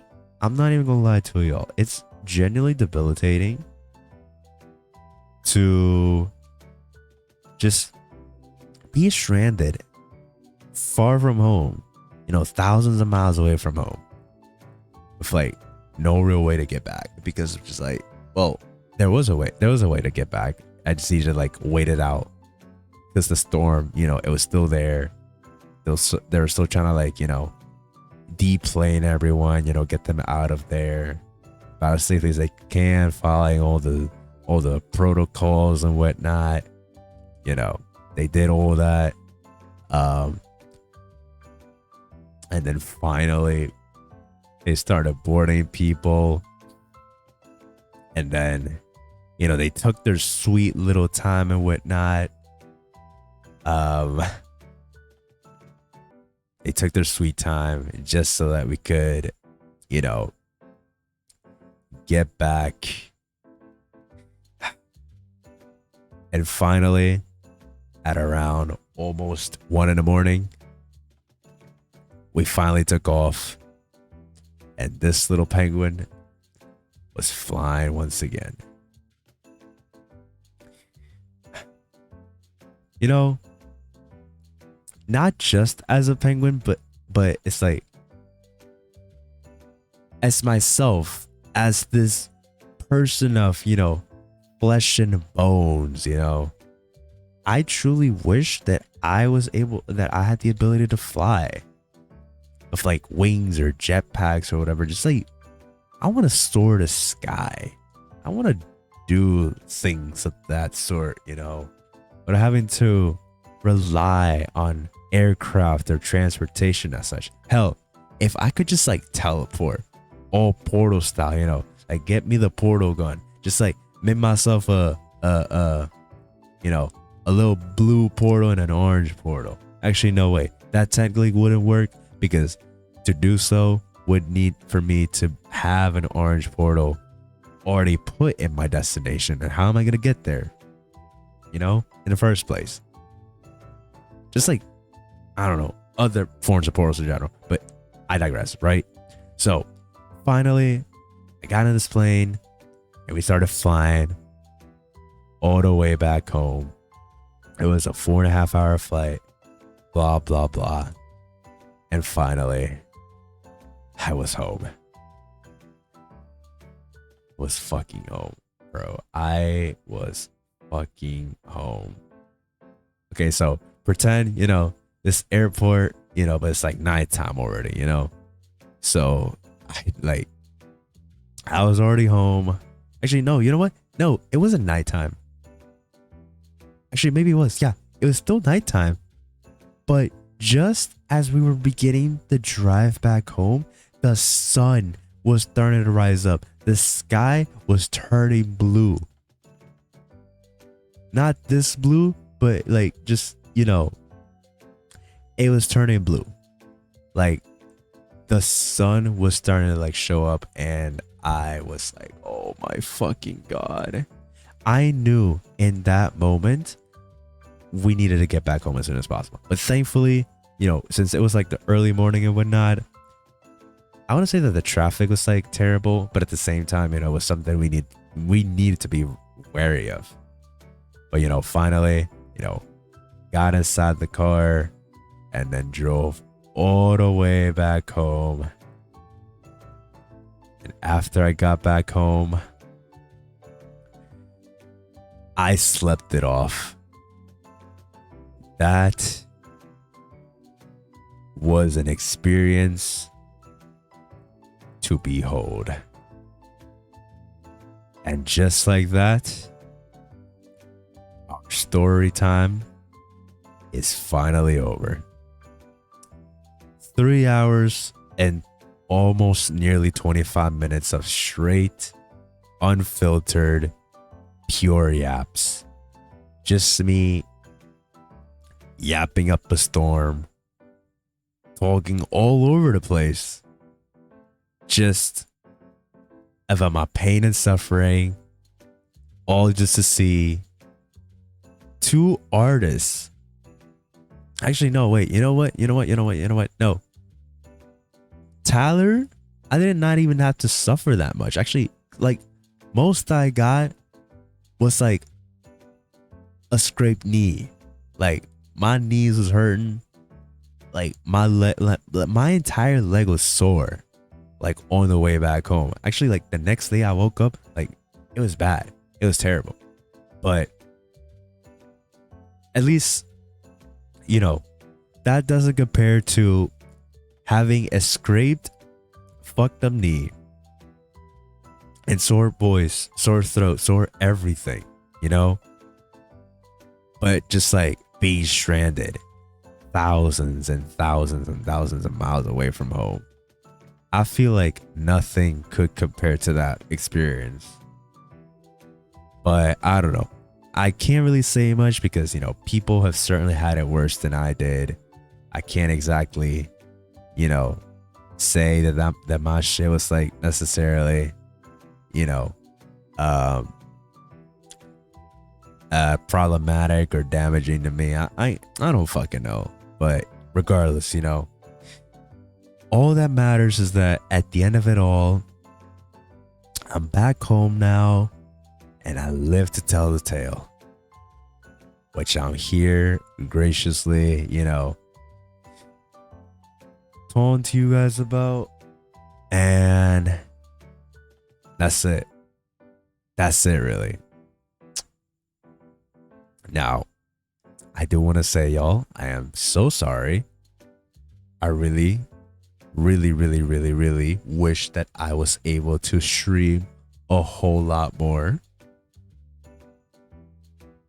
And I'm hoping I can do so. I know I say this a lot, but I genuinely hope that I can stream some more. Because I miss talking to you guys. I miss, you know, being able to go out there and just be like, hi guys, you know, today we're gonna do something very cool and epic and whatnot. I want to be able to catch up with you guys properly. Especially since, you know, I feel like it's a lot of things that, you know, you all did, you know, like pretty incredible things, pretty, you know, just like,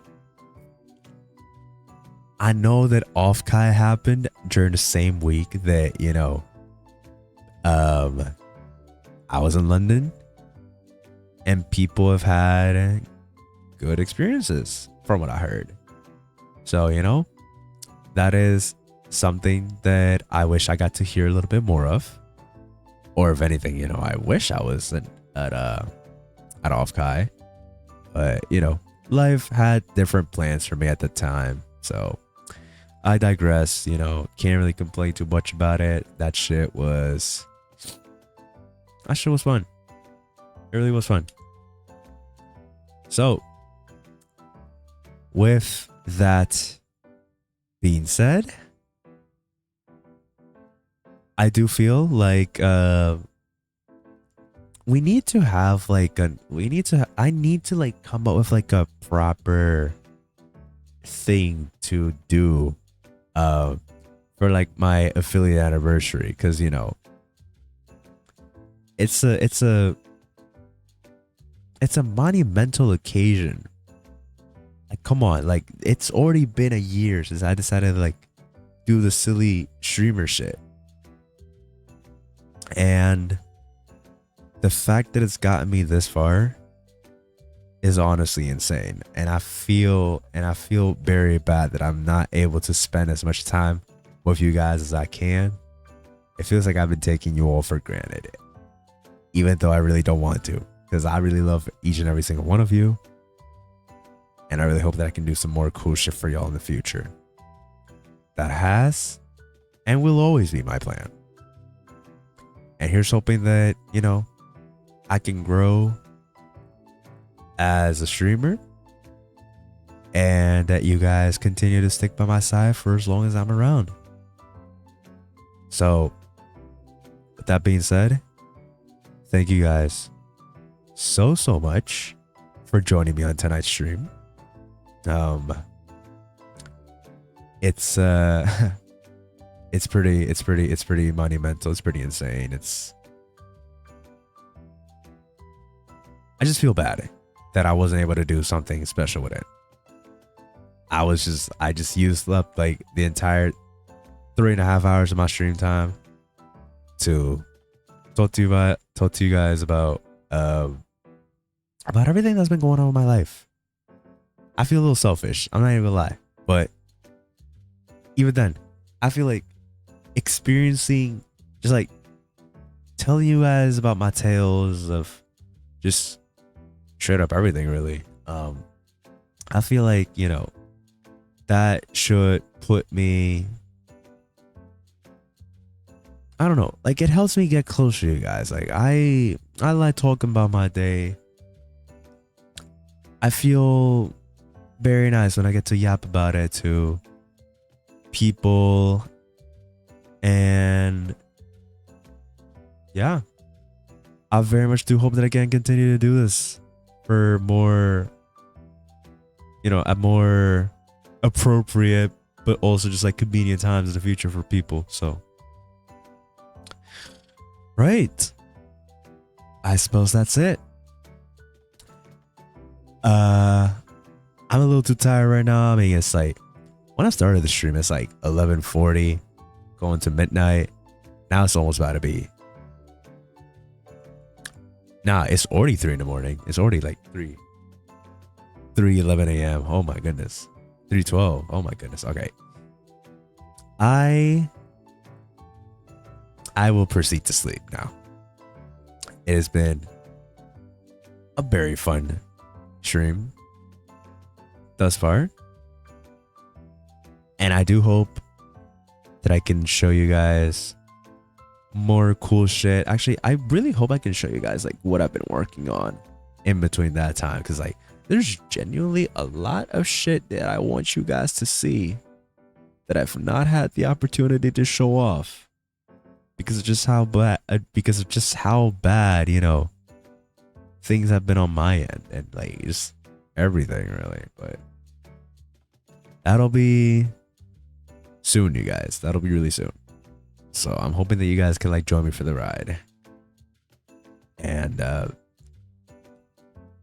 again, thank you guys so much for watching and for sticking around for a year at this point. Anniversaries are generally insane to me. Here's hoping that I can actually lock the fuck in and continue to do this shit for another year. That is the plan. So for as long as I'm around, all I ask of you is to not give up on me. I know, pretty hard request, but as long as, like, you know, even the smallest sliver of, you know, belief and faith in me, I feel like that's all I need really to keep myself going. So please lend me your ears, lend me your arms, lend me your flippers, whatever really. Just thank you so much for being a waddler.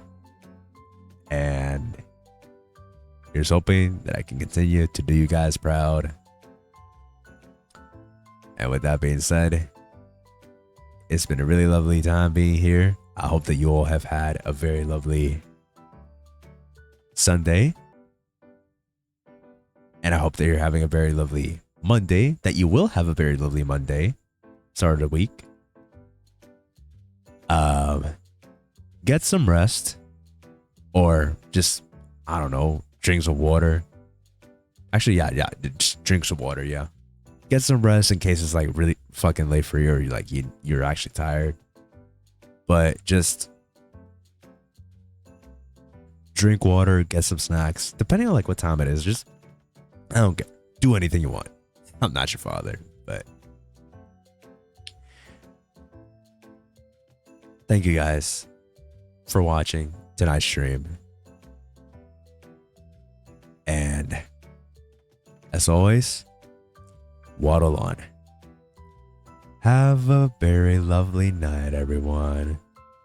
Bye-bye.